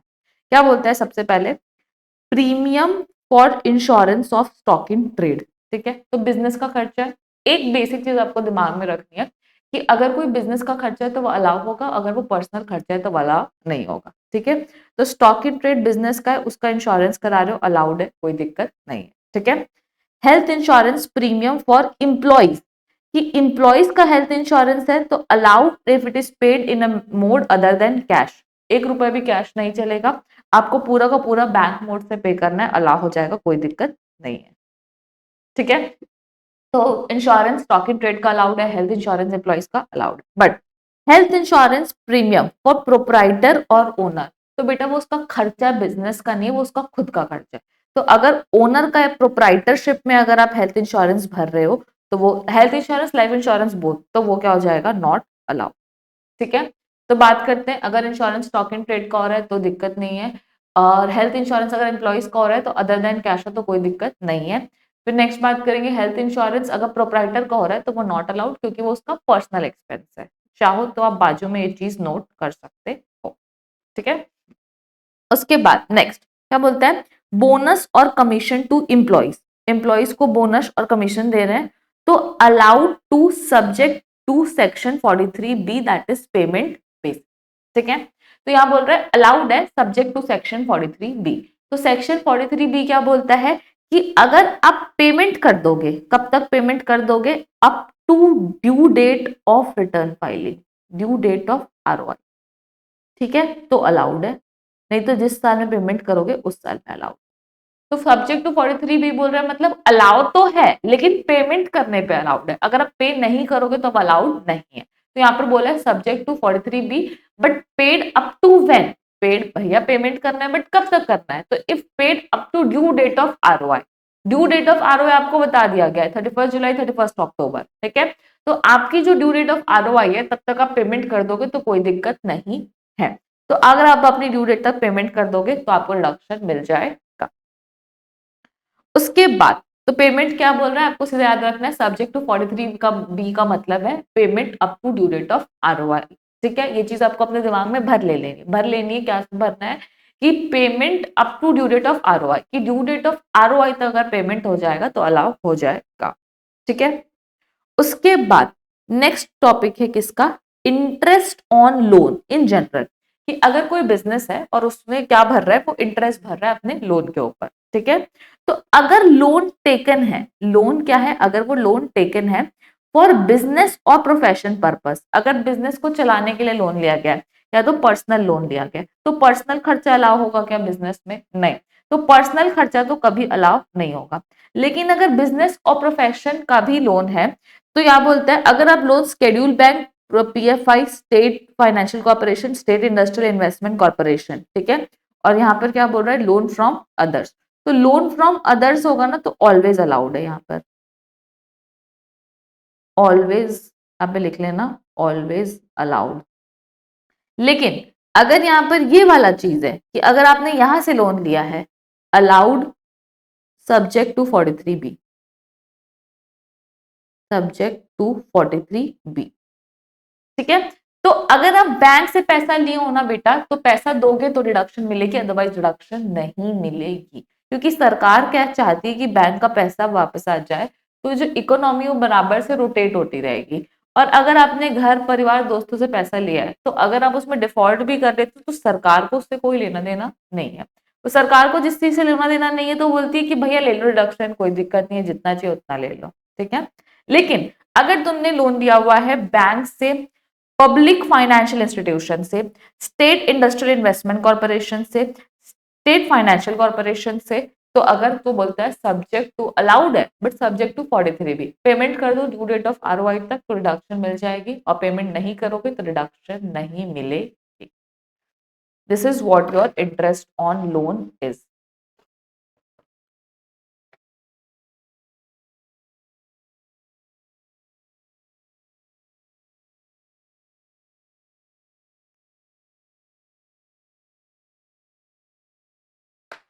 ठीक है, उसके बाद नेक्स्ट बात करेंगे किसकी, तो discount on zero coupon bond. ठीक है, कि जो डिस्काउंट है आपका जीरो कूपन बॉन्ड के ऊपर, allowed on pro rata basis on life of ZCB, 15 days और more in a month is counted as full month. तो बोल रहा है कि अगर आपको फॉर एग्जाम्पल मान लो कि मैं एक बिजनेस, अब मैंने क्या इशू किया है, जीरो कूपन बॉन्ड इशू कर दिया है पब्लिक में, तो मेरे लिए तो वो जो डिस्काउंट है वो क्या हो गया, खर्चा हो गया, तो मेरे को अपने बिजनेस में खर्चा अलाउ होना चाहिए। तो वो अलाउ होगा किसमें, प्रो राटा बेसिस में, मतलब प्रोपोर्शनेट बेसिस में, over the life of zero coupon bond, कि अगर 10 साल का बॉन्ड है तो मेरे को 10 साल तक अलाउ हो जाएगा। बट अब फॉर एग्जाम्पल मान लो कि मैंने इस साल दिसंबर में इशू किया है और वो 10 साल बाद दिसंबर में खत्म हो जाएगा, तो इस साल में जो दिसंबर है उसमें तो मैं 15 दिन और मोर, मतलब 15 तारीख को मैं इशू कर रही हूँ, 31 का महीना होता है तो 16 दिन हो गए, तो मैं ये दिसंबर को पूरा एक महीना काउंट कर लूंगी इसको कैलकुलेट करने के लिए। प्लस उधर जो है मैं 15 दिसंबर को रिडीम होगा 10 साल बाद, तो वो भी क्या हो जाएगा आपका 15, 1 से 15 तक, मतलब 15, वो टोटल 12 नहीं फिर 13 महीने में रिडक्शन अलाउ होगी। ठीक है, और जैसे यहाँ पर आपको रिडक्शन क्या फाइनेंशियल ईयर के हिसाब से चलती है ना, तो जैसे यहाँ पर क्या हो जाएगा, दिसंबर पूरा एक महीना काउंट हो जाएगा, प्लस जनवरी, फरवरी और मार्च, तो फिर यहाँ पे आपको कितने महीने की रिडक्शन मिलेगी, मतलब 4 महीने की मिलेगी, फाइनेंशियल ईयर 25-26, फिर अगले साल 12-12-12-12-12, और उसके बाद जो आखिरी साल होगा उसमें आपको जनवरी से लेके दिसंबर तक 9 महीने की, तो अल्टीमेटली आप कहीं भी देखोगे तो आपका जो एक महीना जो है वो आपको रिडक्शन टोटल में एक्स्ट्रा मिलेगा। ठीक है, I hope I am clear. Yes, उसके बाद नेक्स्ट आपका आता है employer contribution for benefit of employees, that is section 36, 1, 4 and 5। ठीक है, यहाँ पे दो सेक्शन एक साथ दी गई कि अगर एम्प्लॉयर कंट्रीब्यूट कर रहा है for the benefit of employees, तो एम्प्लॉयर ने कंट्रीब्यूट किया है statutory provident fund SPF, recognised provident fund RPF, approved superannuation fund ASF, approved gratuity fund AGF, and any fund as per law. ठीक है, तो अगर एम्प्लॉयर ने कंट्रीब्यूट किया है एम्प्लॉय के लिए एसपीएफ में, आरपीएफ में, एएसएफ में, एजीएफ में या any other fund as per law, तो बोलता है अलाउड एज डिडक्शन, डिडक्शन ले लो, हमको कोई दिक्कत नहीं है, सब्जेक्ट टू 43B। 43B मतलब payment up to due date of ROI, कि भैया इनका पैसा नहीं रुकना चाहिए। सरकार कभी भी एम्प्लॉय का पैसा रोकने के फेवर में नहीं है, इसलिए उनके लॉस हमेशा बैंक का पैसा, एम्प्लॉय का पैसा, ये दो चीज जो है वो नहीं रुकनी चाहिए। तो भैया पेमेंट कर दो due date of return filing तक। Due date of return filing क्या है आपकी? 31 जुलाई, 31 अक्टूबर, अपने अपने हिसाब से देख लेना। ये मैंने आपको चैप्टर नंबर 1 में पढ़ाया है कि due date of return filing जो है वो क्या है। उसके बाद नेक्स्ट बोलता है कि अगर आप कंट्रीब्यूट कर रहे हो अनरिकॉग्नाइज्ड प्रोविडेंट फंड, तो जो अनरिकॉग्नाइज्ड फंड होता है ना, वो एक प्राइवेट फंड होता है जो प्राइवेट कंपनीज अपने खुद के बेनिफिट के लिए मैनेज करती है, उसका प्रॉफिट भी खुद ही रखती है। तो सरकार इन फंड और ऐसे फंड को प्रमोट नहीं करना चाहती, क्योंकि कल के दिन अगर घपला हो गया तो एम्प्लॉय के पैसे की जिम्मेदारी कौन लेगा, ठीक है। तो सरकार बोलती है कि हमारा दिया हुआ फंड नहीं है, बाकी आप पर्सनली चाहे तो कुछ भी कर सकते हैं। तो अगर आप अनरिकॉग्नाइज्ड प्रोविडेंट फंड में कंट्रीब्यूट करते हैं, अनरिकॉग्नाइज्ड सुपरएन्युएशन फंड में करते हैं, अनरिकॉग्नाइज्ड ग्रेच्युटी फंड में करते हैं, तो आपको रिडक्शन जो है वो नहीं मिले, ठीक है। तो ये आपका क्या है? Employer contribution for benefit of employee. उसके बाद नेक्स्ट क्या बात करता है? Employer contribution to pension scheme referred under section 80 CC D। अगर एम्प्लॉयर कंट्रीब्यूट कर रहा है किसमें बेटा? पेंशन स्कीम में, कि एम्प्लॉयर का जो कंट्रीब्यूशन है to pension scheme referred under section 80 CC D, तो यहाँ पे बोल रहा है लोअर ऑफ एक्चुअल कंट्रीब्यूशन और 14% ऑफ सैलरी, मतलब लोअर ऑफ मतलब वही विच एवर इज लोअर। तो अगर इसने कंट्रीब्यूट किया एम्प्लॉयर ने प्रोविडेंट फंड में या फिर सुपरएन्युएशन फंड में या फिर ग्रेच्युटी फंड में, तो वो यहां पर आ जाएगा, प्रोविडेंट फंड, सुपरएन्युएशन फंड और ग्रेच्युटी फंड। और अगर उसने कंट्रीब्यूट किया है पेंशन स्कीम में, तो आपको ये वाली डिडक्शन जो है वो मिल जाएगी। तो ये वाली डिडक्शन जो है वो क्या बोलती है? Employer contribution to pension scheme referred under section 80 CC D। तो यहाँ पर क्या है?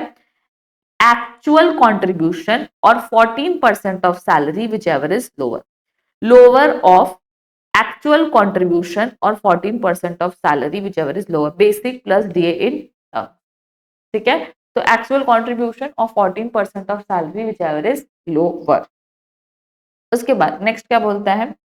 Employees contribution to welfare fund, कि एम्प्लॉय जो है वो क्या कर रहा है? कॉन्ट्रीब्यूट कर रहा है कहां पर? वेलफेयर फंड में। तो if employer fails to deposit the amount, कि यहाँ पर क्या हो रहा है? एम्प्लॉय, अब सी क्या होता है जब एम्प्लॉय जो है वो एम्प्लॉय कंट्रीब्यूशन करता है पीएफ में, ग्रेच्युटी में, कहीं पर भी, तो क्या एम्प्लॉय अपने पैसा कंट्रीब्यूट करता है? नहीं, एम्प्लॉयर जो है वो क्या करता है? डायरेक्टली सैलरी में से डिडक्ट कर देता है और सैलरी में से डिडक्ट करके एम्प्लॉयज को जो है वो बचा हुआ पैसा जो है वो दे दिया। अब एम्प्लॉयर ने वो पैसा अपने पास रखा है, तो क्या उसको टाइम पे जमा किया है कि नहीं किया है? तो अगर एम्प्लॉयर ने उसको टाइम पे जमा नहीं किया है, उस पैसे को अपने पास रखा हुआ है, तो उस केस में हम उसको एम्प्लॉयर की इनकम मान लेंगे और उसके बाद उसमें टैक्स लगा देंगे। मैम इतना कड़क प्रोविजन क्यों बनाया गया? कड़क प्रोविजन इसलिए बनाया गया है क्योंकि एम्प्लॉय का जो पैसा है वो बिल्कुल सेफ रखना है। एम्प्लॉय का जो पैसा, उनके साथ कोई घपला, कोई चोरी या कुछ भी नहीं होना चाहिए। तो प्रोविजन ऐसा बनाया है कि एम्प्लॉयर ने क्या किया? एम्प्लॉय की सैलरी में से डिडक्ट किया एम्प्लॉय का कॉन्ट्रीब्यूशन, पीएफ का, ग्रेच्युटी का, किसी भी फंड का, और उसके बाद उसको उस फंड की ड्यू डेट तक जमा करना है, फंड की ड्यू डेट तक, ठीक है। जो भी जैसे पीएफ का फंड है तो पीएफ की फंड तक जमा कर देगा तो कोई दिक्कत नहीं है, तो फिर डिडक्शन मिल जाएगी एम्प्लॉयर को। लेकिन अगर फॉर एग्जाम्पल उसने जमा नहीं किया तो उस केस में वो क्या मान लिया जाएगा? उसकी इनकम जो है वो ट्रीट कर ली जाएगी, ठीक है। तो यहाँ पर क्या बोलता है? If employer fails to deposit the amount deducted from salary by due date of fund, then it shall be treated as income of the employer and subsequently disallowed, ठीक है। और फिर आपको अगर आपने बाद में पेमेंट कर भी दिया due date of such fund के, तो वो कभी भी अलाउ नहीं होगा, और ये इतना हार्श प्रोविजन बनाया गया है। तो क्या बोलता है? Due date of deposit of provident fund is 15th of next month, तो पीएफ का पैसा आपका 15 तारीख की नेक्स्ट डेट तक हो जाना चाहिए। And if amount is deposited after due date then it is never be allowed as deduction, आपको कभी भी डिडक्शन अलाउ नहीं होगा।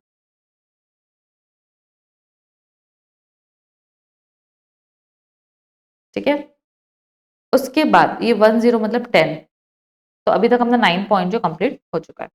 ये दोनों जो है वो किसके लिए बेटा, एम्प्लॉयर कंट्रीब्यूशन, एम्प्लॉयर कंट्रीब्यूशन मतलब एम्प्लॉयर जो है वो एम्प्लॉय के लिए जो खर्चा कर रहा है उसकी डिडक्शन एम्प्लॉयर को कैसे मिलेगी, वो 7 और 8 में डील किया गया। और जो इम्प्लॉय अपने लिए जमा कर रहा है एम्प्लॉयर के थ्रू, तो अगर एम्प्लॉयर उसको टाइम पे जमा नहीं करता है तो उसके कॉन्सिक्वेंसेस क्या होंगे, तो वो डील हो रहे हैं आपके यहाँ पर।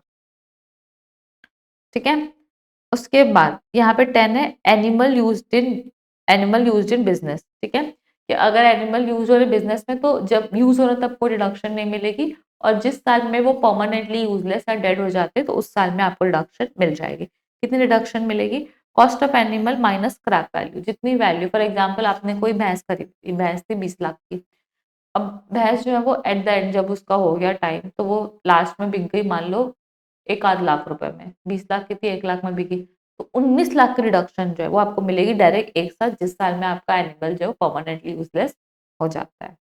ठीक है, उसके बाद नेक्स्ट क्या बोलता है, बैड डेट। नेक्स्ट है आपका क्या, बैड डेट।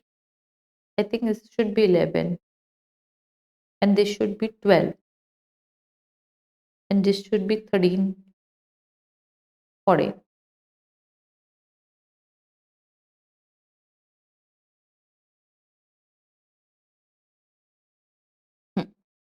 तो next topic we have is what your bad debt की डूबत खाता।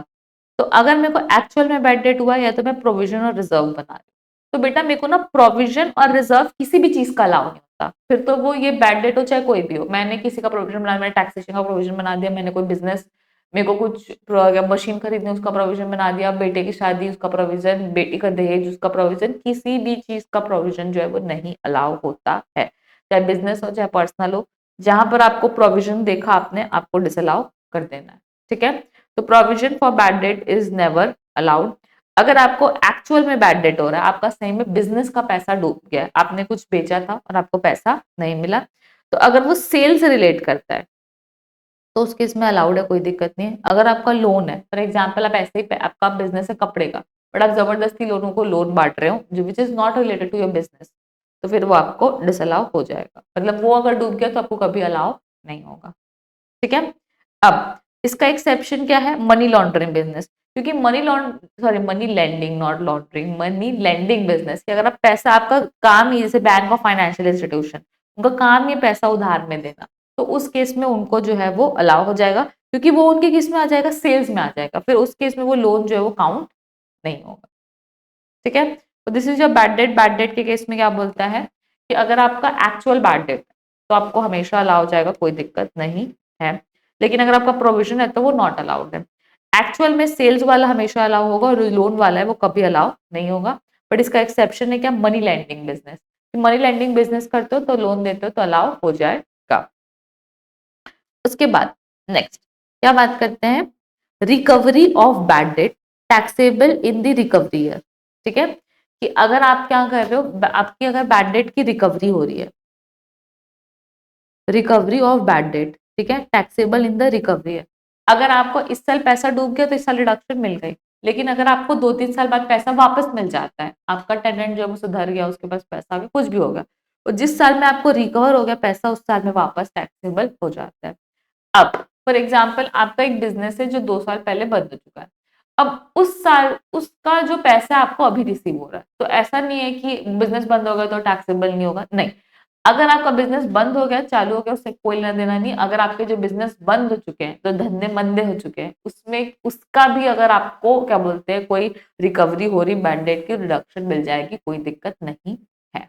ठीक है, प्लस आपका जो बैड डेट है इनकम टैक्स में उसी साल अलाउ होगा जिस साल में कंपनीज एक्ट में अलाउ हो रहा है, मतलब जब आपने कंपनीज एक्ट की बुक बनाई, इनकम टैक्स एक्ट की बुक करना है, तो कंपनीज एक्ट में भी अगर इस साल अलाउ हो तो इस साल भी आपको इनकम टैक्स एक्ट में अलाउ हो जाएगा, कोई दिक्कत नहीं है।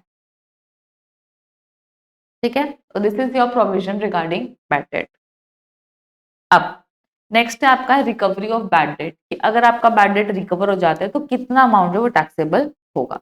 तो taxable amount is equals to recovery received minus bad debt allowed earlier. ठीक है, तो फॉर एग्जाम्पल मान लो कि मेरा जो पहले के टाइम पे बैड डेट हुआ था वो 10 लाख का हुआ था। ठीक है, बट अलाउ हुआ था इनकम टैक्स एक्ट में कितना, सिर्फ 3 4 लाख 7 लाख अलाउ हो गया था इनकम टैक्स एक्ट में 7 लाख। तो उस साल में टैक्सेबल कितना हो गया 3 lakh.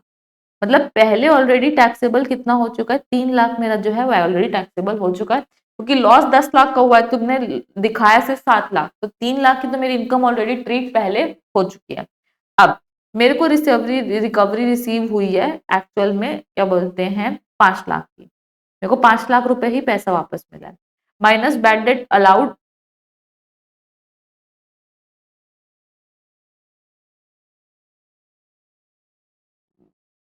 Disallowed earlier,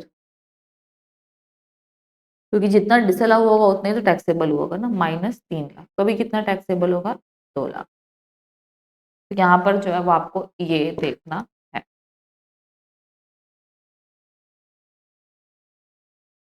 hmm,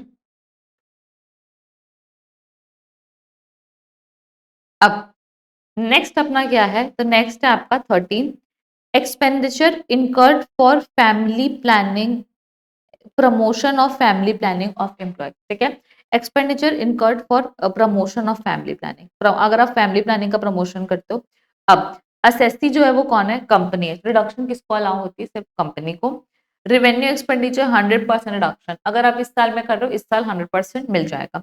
capital expenditure allowed in 5 equal instalment, 5 equal instalment में आपको अलाउ हो जाएगा। ठीक है, अब अगर आपका सीटीटी या एसटीटी है, अब सीटीटी या एसटीटी होता क्या है, सीटीटी का मतलब होता है कमोडिटी ट्रांजैक्शन टैक्स और एसटीटी का मतलब होता है सिक्योरिटी ट्रांजैक्शन टैक्स। ठीक है, अब जैसे आप कमोडिटी का ट्रेड करते हो स्टॉक मार्केट में तो सीटी लगता है, और अगर आप शेयर्स का ट्रेड करते हो तो आपको एसटीटी लगता है। और ये जो दोनों खर्चे हैं वो आपको अलाउ हो जाते हैं पीजीबीपी में, क्या लिखा है, हाँ, अगर आप शेयर मार्केट में डेली ट्रेड करते हो तो आपका डेली धंधा है तो ये आपको अलाउ हो जाएंगे पीजीबीपी में, but not allowed under capital gain.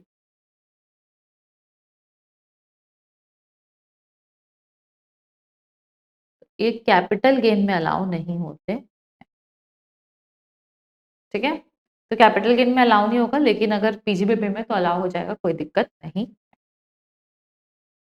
This is what your section number 36 is. ठीक है, I hope you are clear. सबसे पहले वो स्टार्ट किया अपन लोगों ने किसके साथ, तो अपन लोगों ने स्टार्ट किया है premium for insurance of stock in trade, allow, कोई दिक्कत नहीं है। हेल्थ इंश्योरेंस प्रीमियम इम्प्लॉइज का है तो अलाउड है if paid in mode other than cash, कोई दिक्कत नहीं है। लेकिन हेल्थ इंश्योरेंस अगर प्रोप्राइटर या ओनर का या लाइफ इंश्योरेंस भी दिया है तो वो क्या है, नॉट अलाउड, क्योंकि ये उसका पर्सनल खर्चा है। Bonus commission allowed subject to 43B।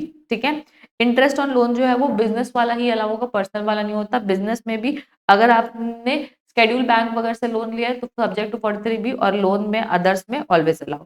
Zero coupon bond जो है वो उसकी लाइफ में अलाउ हो जाता है, 15 दिन से ज्यादा अगर है तो उसको अपन 1 महीना काउंट कर लेंगे। ठीक है, अब एम्प्लॉयर कॉन्ट्रीब्यूशन के 2 सेक्शन है। अगर आपने पीएफ सिक्योर सब सुपरएन्युएशन फंड या फिर ग्रेचुइटी फंड में अगर कंट्रीब्यूट किया है और अगर वो अप्रूव्ड बाय गवर्नमेंट है तो allowed subject to 43B, unapproved है तो नॉट अलाउड। अगर पेंशन स्कीम में किया है रिफर्ड अंडर सेक्शन 80CCD, तो actual contribution of 14% of salary which ever is lower. Salary का मतलब क्या है, basic plus DA in terms.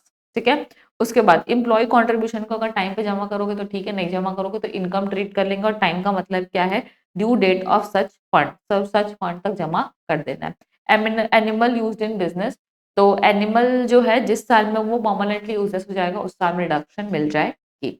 उसके बाद बैंडेड में प्रोविजन जो है वो कभी अलाउ नहीं होता है, लेकिन एक्चुअल अलाउ हो जाता है। सेल्स वाला अलाउ हो जाएगा, लोन वाला अलाउ नहीं होगा। उसका एक्सेप्शन है money laundering business. Recovery of बैंडेड जिस साल में रिकवर होता है उतना टैक्सेबल हो जाता, उसी साल में टैक्सेबल हो जाता है। उसकी ऐसी कोई कंडीशन नहीं है कि बिजनेस अगर बंद भी हो गया तो भी अलाउ हो जाएगा। टैक्सेबल अमाउंट रिकवरी के केस में क्या होगा, जितना पैसा रिसीव हुआ minus bad date disallowed earlier, जितना अलाउ नहीं हुआ था माइनस कर देंगे तो बचा हुआ जो है वो टैक्सेबल हो जाएगा। अब expenses incurred for promotion of family planning, तो यहाँ पे अगर रेवेन्यू एक्सपेंडिचर है तो 100% रिडक्शन, और कैपिटल एक्सपेंडिचर है तो allowed in 5 equal instalment. Commodity transaction tax, security transaction tax PGBP में अलाउ हो जाता है, कैपिटल गेन में अलाउ नहीं होगा। ठीक है। Now the next section we have is what your general deduction, that is your section number 37। वो जो स्पेसिफिक खर्चों की रिडक्शन थी वो किस में मिल रही थी आपको, सेक्शन नंबर 36 में मिल रही थी। अब ये जो खर्चों की रिडक्शन है वो आपको कहाँ मिलेगी, सेक्शन मतलब जो बचे हुए खर्चे उसकी बात कर रहे हैं कि जो बचे हुए खर्चे उनकी रिडक्शन जो है वो कहाँ मिलेगी, तो वो उसकी रिडक्शन आपको यहाँ मिलेगी। ठीक है। अब ना section 37 called as what your general reduction. ठीक है, क्या बोलता है ये, condition for any expense to be allowed as reduction. ये बता रहा है कि अगर आपके पास कोई भी खर्च है जो कि ऊपर लिस्टेड नहीं है तो आपको ये कंडीशन चेक करनी है। अगर ये कंडीशन सेटिस्फाई होती है, अगर ये कंडीशन सेटिस्फाई होती है तो मतलब वो खर्चा यहाँ अलाउ हो जाएगा, कंडीशन सेटिस्फाई नहीं होती पीजीबी में अलाउ नहीं होगा। तो यहाँ पर ना अब जनरल खर्चे की बात कर रहा है कि जनरली आपको कौन सा खर्चा जो है वो अलाउ होने वाला है, और जनरल सेंस में आपको मतलब अगर ये कंडीशन के बेसिस पे आपको डिसाइड करना है, मतलब जनरल खर्चों के लिए एक कंडीशन बना दी गई है। अब क्या बोलता है, it should be for business और प्रोफेशन पर्पस, कि वो खर्चा बिजनेस और प्रोफेशन के लिए होना चाहिए। It should be revenue in nature, capital खर्चे अलाउ नहीं होते जनरली, अगर कहीं पर लिखा हुआ है तो बात अलग है, कोई स्पेशल प्रोविजन सरकार स्पेशल फायदा देना चाहती है कैपिटल का तो वो बात अलग है, बट इन जनरल जो है वो अलाउ नहीं होता। ठीक है। उसके बाद एक्सपेंस शुड बी लीगल। हाँ, तो यार जब इनकम टैक्सेबल करना है तो कोई लेना देना नहीं है, क्योंकि हमको क्या चाहिए, टैक्स ज्यादा चाहिए, तो टैक्स ज्यादा चाहिए तो इनकम टैक्सेबल करनी है तो कोई दिक्कत नहीं है। लेकिन अगर बात करें किसकी, एक सेकेंड, बट अगर बात करें खर्चों की, जब हमको अलाउ करना है तो हमको क्या चाहिए, सिर्फ लीगल खर्चे अलाउ। ठीक है। अब यहाँ पर एक लिस्ट देख रहे थे in general expense allowed as reduction, कि कौन कौन से खर्चे जब अलाउ हो जाते हैं। सबसे पहले क्या बोलता है, गिफ्ट टू एम्प्लॉइज, कोई दिक्कत नहीं है, बिजनेस का खर्चा है। दूसरा, कस्टमरी एक्सपेंसेस, मतलब आपका मान लो दिवाली पूजा, ठीक है, सत्यनारायण की पूजा या कोई भी जो पूजा वगैरह आप करा रहे हो, जो आपके कस्टम के हिसाब से जो खर्चा हो रहा है तो कोई दिक्कत नहीं है, वो भी अलाउ हो जाएगा। सेमिनार प्रोफेशनल फीस, ठीक है, आप सीए सीएस सीएमओ बहुत सारे नेटवर्किंग कॉन्क्लेव होते हैं, प्लस सीपीआर आपको कंप्लीट करने होते हैं, तो वो सारी चीजें जो है वो यहाँ पर दिक्कत नहीं है। प्रीमियम पेड फॉर केएमपी, अगर आपके बिजनेस में की मैनेजरियल पर्सन है और उसका अगर आप इंश्योरेंस प्रीमियम पे करते हो तो फिर रिडक्शन मिल जाएगा। Cost of an abundant film, ऐसी फिल्म जो रिलीज ही नहीं हुई कभी तो उसका कॉस्ट जो है वो अलाउ हो जाएगा, कोई दिक्कत नहीं। ठीक है। उसके बाद नेक्स्ट है आपका ग्लो साइन बोर्ड, तो अगर आप अपने बिजनेस के आगे ग्लो साइन बोर्ड लगाते तो उसकी रिडक्शन मिल जाएगी। तो इससे सिर्फ लिस्ट किए गए जनरल खर्च। अब नीचे लिखा हुआ है इलीगल या फिर प्रोहिबिटेड एक्सपेंसेस, तो नीचे दिए गए खर्चे जो हैं वो तो इलीगल है और प्रोहिबिटेड है, मतलब उनकी रिडक्शन अलाउ नहीं होगी। ठीक है।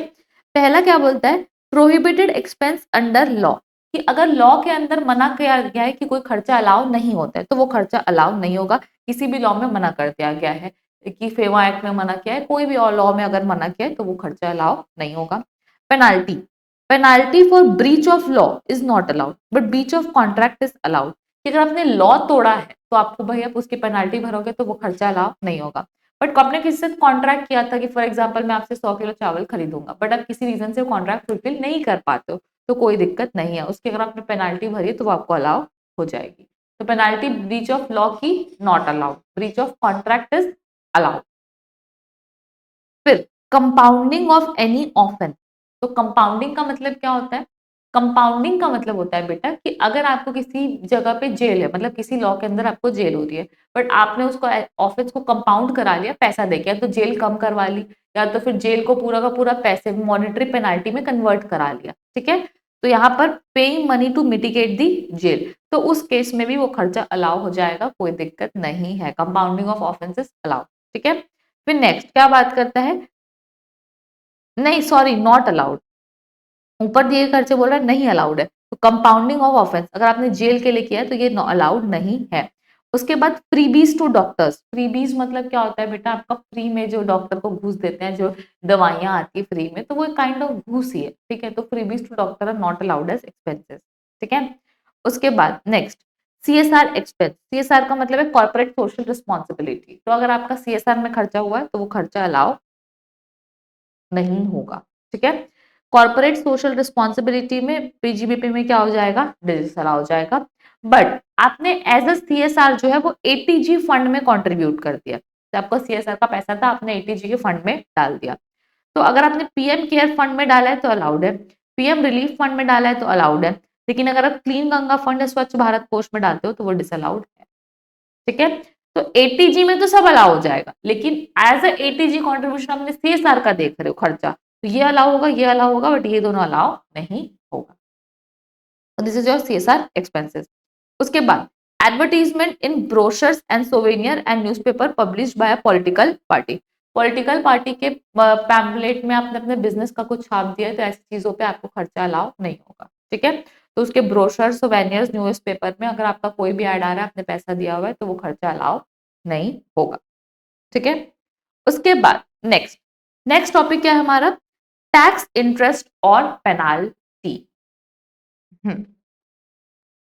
टैक्स इंटरेस्ट पेनाल्टी के केस में आपके पास दो टैक्स है, डायरेक्ट टैक्स और इनडायरेक्ट टैक्स। तो डायरेक्ट टैक्स का टैक्स इंटरेस्ट और पेनाल्टी तीनों क्या है बेटा, डिसअलाउड है। ठीक है, तो डायरेक्ट टैक्स का टैक्स इंटरेस्ट और पेनाल्टी तीनों जो है वो अलाउ नहीं होगा। बट इनडायरेक्ट टैक्स के केस में टैक्स अलाउड है, इंटरेस्ट अलाउड है, बट पेनाल्टी जो है वो क्या है बेटा, डिसअलाउड है। ठीक है, तो डायरेक्ट टैक्स का कुछ भी अलाउ नहीं होता डायरेक्ट टैक्स के अंदर। पीजीबीपी में डायरेक्ट टैक्स का टैक्स इंटरेस्ट पेनाल्टी कुछ भी अलाउ नहीं होगा। इनडायरेक्ट टैक्स का जो है वो टैक्स अलाउड है, इंटरेस्ट अलाउड है, बट पेनाल्टी जो है वो नॉट अलाउड है। ठीक है, और ये जो अलाउड है वो भी क्या है, सब्जेक्ट टू 43B, कि आपको अलाउ तो हो जाएगा बट अलाउ होगा सब्जेक्ट टू 43। ठीक है, उसके बाद नेक्स्ट आपका आता है क्या, शेयर डिबेंचर और लोन इशू एक्सपेंसेस। कि अगर आपके share debenture loan issue expenses है, तो अगर आपने आईपीओ लाया मतलब इनिशियल पब्लिक ऑफर, आपने शेयर इशू किया मार्केट में, फिर नेक्स्ट अगर आपने एफपीओ लेके आया है, that is further public offer. ठीक है, अगर आपने आईपीओ लाया है फर्दर पब्लिक ऑफर, या फिर आपने राइट शेयर इशू किए, ठीक है, जो आप एग्जिस्टिंग शेयर होल्डर को इशू कर रहे हो, तो ये सारे क्या है, कैपिटल एक्सपेंस है।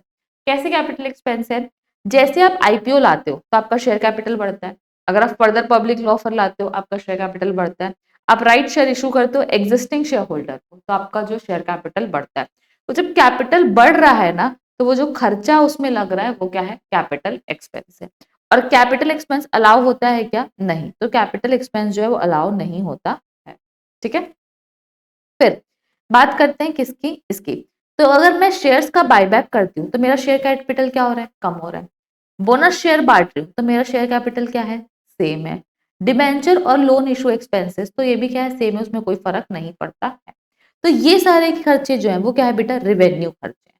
ठीक है, रिवेन्यू खर्चे, क्योंकि शेयर कैपिटल जो है वो बढ़ नहीं रहा है, या तो सेम है या तो कम हो रहा है, लेकिन बढ़ रहा है क्या, नहीं। तो शेयर कैपिटल नहीं बढ़ रहा है, इस वजह से ये क्या है, रिवेन्यू एक्सपेंस है। तो रिवेन्यू एक्सपेंस है मतलब क्या हो जाएगा, अलाउ हो जाएगा। ठीक है, तो यहाँ पर आपका क्या है, buyback of shares, buyback, bonus, debenture loan, revenue expense है। तो अगर ये खर्च ये कर रहे हो और खर्चा हो रहा है तो अलाउ हो जाएगा, ये कर रहे हो खर्चा हो रहा है तो अलाउ नहीं होगा। ठीक है, उसके बाद नेक्स्ट बात करता है expense incurred for new project. अगर मैं कोई नया प्रोजेक्ट इशू करूँ उसके लिए कोई खर्चा है, तो अगर वो not related to existing business है तो वो नॉट अलाउड है, रिलेटेड टू एग्जिस्टिंग बिजनेस है तो वो अलाउड है। इसका मतलब क्या है, अब समझना। फॉर एग्जाम्पल मान लो कि मेरा एक कपड़े का शोरूम है कहाँ पे, पंडरी रायपुर। अब मैं जो है वो कपड़े का एक और शोरूम जो है वो डाल रही हूँ मॉल में, नया जोरा मॉल आया तो मैं उसमें अपना एक आउटलेट डालना चाहती हूँ। तो मैं जोरा मॉल वाले आउटलेट के लिए प्रमोट करूंगी तो वो कपड़े का है, तो ये मेरा अल्टीमेटली पंडरी वाला मार्केट भी प्रमोट है क्योंकि कपड़े का बिजनेस है, तो बंदे जो लोग मार्केटिंग से यहाँ भी आएंगे और जोरा मॉल में भी जाएंगे। ठीक है, बट अभी मेरा कपड़े का बिजनेस है और मैं डाइवर्सिफाई कर रही हूँ किसमें, फुटवेयर में, और मैं फुटवेयर का ब्रांड जो है वो जोरा मॉल में ला रही हूँ और फुटवेयर का जो है प्रमोशन कर रही हूँ। तो क्या मेरा एग्जिस्टिंग कपड़े का बिजनेस प्रमोट होगा, नहीं। तो जब मेरा एग्जिस्टिंग बिजनेस से रिलेट ही नहीं कर रहा है तो वो प्रमोट नहीं हो रहा है, तो इसलिए वहां पर खर्चा जो है वो डिसअलाउ हो जाएगा। लेकिन अगर वो मेरे एग्जिस्टिंग बिजनेस को प्रमोट कर रहा है वो खर्चा, तो फिर उस केस में वो अलाउ हो जाएगा। ठीक है, उसके बाद नेक्स्ट बात करते हैं retrenchment compensation. Retrenchment compensation on closure, कि अगर फॉर एग्जाम्पल मान लो कि अगर मेरा बिजनेस बंद हो रहा है, मैं लोगों को निकाल रही हूँ, ठीक है, तो अगर मेरा पूरा का पूरा बिजनेस बंद हो रहा है मतलब वो कैपिटल नेचर का खर्चा है वो डिसअलाउ हो जाएगा, वो अलाउ नहीं होगा। और अगर कोई पार्ट ऑफ बिजनेस यूनिट बंद हो रहा है तो वो रिवेन्यू नेचर है, वो पूरा का पूरा अलाउ हो जाए। ठीक है, तो अगर पूरा बिजनेस बंद हो रहा है कैपिटल नेचर का खर्चा डिसअलाउ, कुछ पार्ट बंद हो रहा है रिवेन्यू नेचर का खर्चा अलाउ हो जाएगा। ठीक है, अब क्या बोलता है, interest on loan taken for income tax payment. अगर मैं इनकम टैक्स पेमेंट करने के लिए लोन ले रही हूँ तो उसका इंटरेस्ट भरना पड़ेगा, तो क्या वो इंटरेस्ट अलाउ होगा? नहीं, ना तो इनकम टैक्स का पेमेंट अलाउ होता है ना उसके ऊपर जो इंटरेस्ट ऑन लोन है वो अलाउ होता है, दोनों अलाउ नहीं होगा। ठीक है, 12th वाला मैंने रखा था कि अगर कोई पॉइंट मिल जाएगा तो ऐड कर देंगे, बट अभी कोई पॉइंट जो है वो नहीं मिल रहा है तो अभी अपन कुछ भी ऐड नहीं कर रहे हैं। ठीक है, तो ये हमारा है सेक्शन 37, बहुत ही छोटा सेक्शन है जो कि क्या बोलता है कि अगर फॉर एग्जाम्पल मान लो condition for expense to be allowed as reduction. ठीक है, कि अगर फॉर एग्जाम्पल मेरे पास कोई खर्चा है, अब उसको मेरे को क्या बोलते हैं, मेरे पास कोई खर्चा है तो वो अलाउ होगा कि नहीं होगा। तो अगर वो बिजनेस और प्रोफेशन के लिए है, रेवेन्यू नेचर का और लीगल है तो अलाउ हो जाएगा, कोई दिक्कत नहीं है। उसके बाद कुछ ऐसे एग्जाम्पल दिए गए कि कौन कौन से खर्चे जो है वो अलाउ हो जाते हैं, मतलब जनरली खर्चे अलाउ हो जाते हैं। फिर बात करते हैं इलीगल और प्रोहिबिटेड एक्सपेंसेस की। सबसे पहला बोलता है अगर कोई खर्चा किसी भी लॉ में प्रोहिबिटेड है तो वो अलाउ नहीं होगा। दूसरा बात करते हैं पेनाल्टी, अगर मैं पेनाल्टी भर रही हूँ ब्रीच ऑफ लॉ के लिए तो वो नॉट अलाउड है, अगर ब्रीच ऑफ कॉन्ट्रैक्ट के लिए तो वो अलाउड है। कंपाउंडिंग ऑफ ऑफेंस जो है वो नॉट अलाउड है। फ्रीबीज टू डॉक्टर्स, डॉक्टर्स को जो आप फ्री में दवाइयां दे रहे हो, फ्री में कुछ दे रहे हो, फ्री में केमिकल दे रहे हो, तो वो सारी चीजें नॉट अलाउड है। CSR expenditure normally not allowed है, बट मैं सीएसआर को पैसे को as an 80G contribution, 80G करके एक सेक्शन होती है जहां पर आपको डोनेशन की रिडक्शन मिलती है, तो एज एन 80G डोनेशन या कॉन्ट्रीब्यूशन दे रही हूँ, तो मैं अगर पीएम केयर फंड में पैसा डाल दूँ तो अलाउ हो जाएगा, पीएम रिलीफ फंड में पैसा डाल रहे हो तो डाल अलाउ हो जाएगा, बट क्लीन गंगा फंड, स्वच्छ भारत कोष ऐसी जगह डाल रहे हो तो वो डिसअलाउ हो जाएगा। ठीक है, उसके बाद सिक्स है part advertisement in brochure souvenir newspaper publish in political party. तो पॉलिटिकल पार्टी के ब्रोशर सोवेनियर्स में आप अपना एडवर्टाइज कराते हो तो वो डिसअलाउड है। डायरेक्ट टैक्स के अंदर डायरेक्ट टैक्स का टैक्स इंटरेस्ट पेनाल्टी कुछ भी अलाउ नहीं होता है, मतलब आप डायरेक्ट टैक्स का टैक्स पेमेंट कर रहे हो, इंटरेस्ट पेमेंट कर रहे हो या फिर पेनाल्टी भर रहे हो तो अलाउ नहीं होगा, बट इनडायरेक्ट टैक्स का टैक्स और इंटरेस्ट अलाउ हो जाएगा, पेनल्टी जो अलाउ नहीं होगी, बट सब्जेक्ट टू 43B मतलब वही पेमेंट बेसिस। उसके बाद share debenture loan issue expenses, अगर वो आईपीओ एफपीओ राइट शेयर है तो वो नॉट अलाउड है, लेकिन बायबैक बोनस या फिर डिवेंचर या लोन इशू एक्सपेंसेस है तो वो अलाउ हो जाएगा, कोई दिक्कत नहीं है। उसके बाद एक्सपेंस फॉर न्यू प्रोजेक्ट, मेरा कोई नया प्रोजेक्ट है अगर वो एग्जिस्टिंग बिजनेस से रिलेट करता है तो एग्जिस्टिंग बिजनेस में खर्चा अलाउ हो जाएगा, अगर वो एग्जिस्टिंग बिजनेस से रिलेट नहीं करता है तो एग्जिस्टिंग बिजनेस में खर्चा अलाउ नहीं होगा। रिट्रेंचमेंट कॉम्पनसेशन, अगर पूरा बिजनेस बंद हो रहा है तो खर्चा अलाउ नहीं होगा, मतलब रिट्रेंचमेंट का खर्चा अलाउ नहीं होगा बिजनेस में, और अगर कुछ पार्ट ऑफ द बिजनेस बंद हो रहे हैं तो फिर वो जो खर्चा है वो अलाउ हो जाएगा। Interest on loan taken for the payment of income tax is not allowed. ठीक है, तो ये जो है यहाँ पर हमारा कंप्लीट हुआ है क्या, section number 37, that is your क्या बोलते हैं जनरल डिडक्शन, कि जनरल एक्सपेंसेस जो है वो क्या होते हैं। अब जो हमारा नेक्स्ट सेक्शन है जो अपन नेक्स्ट क्लास में कंटिन्यू करेंगे which is your mandatory disallowance और रेस्ट्रिक्शन, सेक्शन 40, 48, 43B जो कि रिलेट करता है किससे, कंप्लीटली टीडीएस टीसीएस से। टॉपिक जो है वो आपको रिटेंशन बेसिस के लिए, इसलिए कि आपको सारी चीजें मिक्स मैच ना हो जाए, इसलिए हम इसको यहीं पर खत्म एंड कर रहे हैं इस टॉपिक को, और बाकी जो है वो अपन नेक्स्ट क्लास से कंटिन्यू करेंगे। I hope you guys are liking the lecture. और जो पीजीबीपी का चार्ट बुक है वो मैं आप लोग को दिखा देती हूँ एक बार, हाउ इट लुक्स लाइक। तो ये जो है हमारा वो पेज नंबर 1 है, और पेज नंबर 1 में पूरा का पूरा डेप्रिसिएशन के साथ बेसिक जो है वो कंपाइल हो जाता है, थोड़ा सा जो डेप्रिसिएशन का टॉपिक है वो आपको पीछे मिलता है, फिर ये एक्चुअल कॉस्ट का जो है वो है। उसके बाद नेक्स्ट है आपका सेल ऑफ एसेट, हाँ सेल ऑफ एसेट आपका कहाँ कहाँ पर है, एसएलएम मेथड का, डब्ल्यूडीवी मेथड का, साइंटिफिक रिसर्च का, और यहाँ पर नीचे में आपका 35AD का। तो सारे सेल जो है वो एक साथ आप रिलेट कर सकते हो, अपने माइंड में कंपेयर कर सकते हो। फिर सेक्शन 36 पूरे के पूरे खर्चे एक साथ कैसे दिखते हैं वो है। फिर सेक्शन 37 पूरा का पूरा जो है वो एक साथ कैसे दिखता है वो ये है। और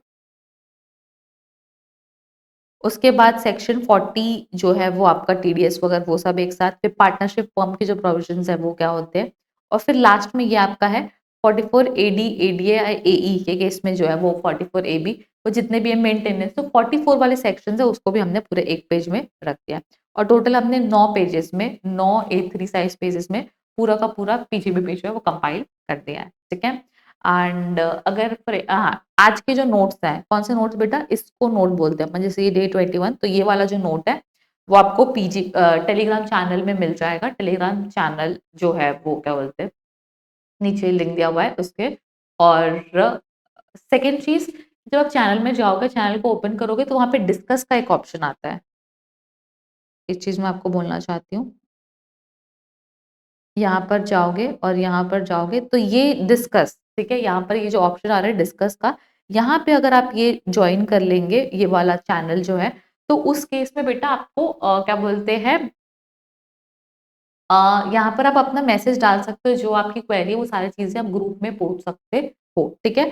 तो एक जो होता है चैनल जिसमें सिर्फ मैं मैसेज भेज सकती हूँ, मैं अनाउंसमेंट भेज सकती हूँ, बट आप चैनल के ऊपर क्लिक करेंगे तो यहाँ पर आपको 4 ऑप्शन दिखते हैं, लाइव स्ट्रीम, म्यूट, डिस्कस और मोर। तो आप जैसे ही डिस्कस में क्लिक करेंगे तो यहाँ पर एक क्या बोलते हैं ग्रुप का ऑप्शन आता है। जैसे ही आप ग्रुप, यहाँ पे ज्वाइन का ऑप्शन आएगा नीचे में, मेरे में मैसेज सेंड का आ रहा है, जैसे आप ज्वाइन कर लोगे तो आपको भी मैसेज भेजने का ऑप्शन आ जाएगा। तो आप जो भी चीजों में, जैसे मैं ग्रुप में कुछ भी शेयर करती हूँ, तो अगर आपको उसमें उस चीज में कुछ डाउट है या कोई नोट पे किसी में, तो आप डायरेक्टली ग्रुप में जो है वो पूछ सकते हैं, कोई दिक्कत नहीं है, ठीक है। I will be replying to your every message in the group, ठीक है।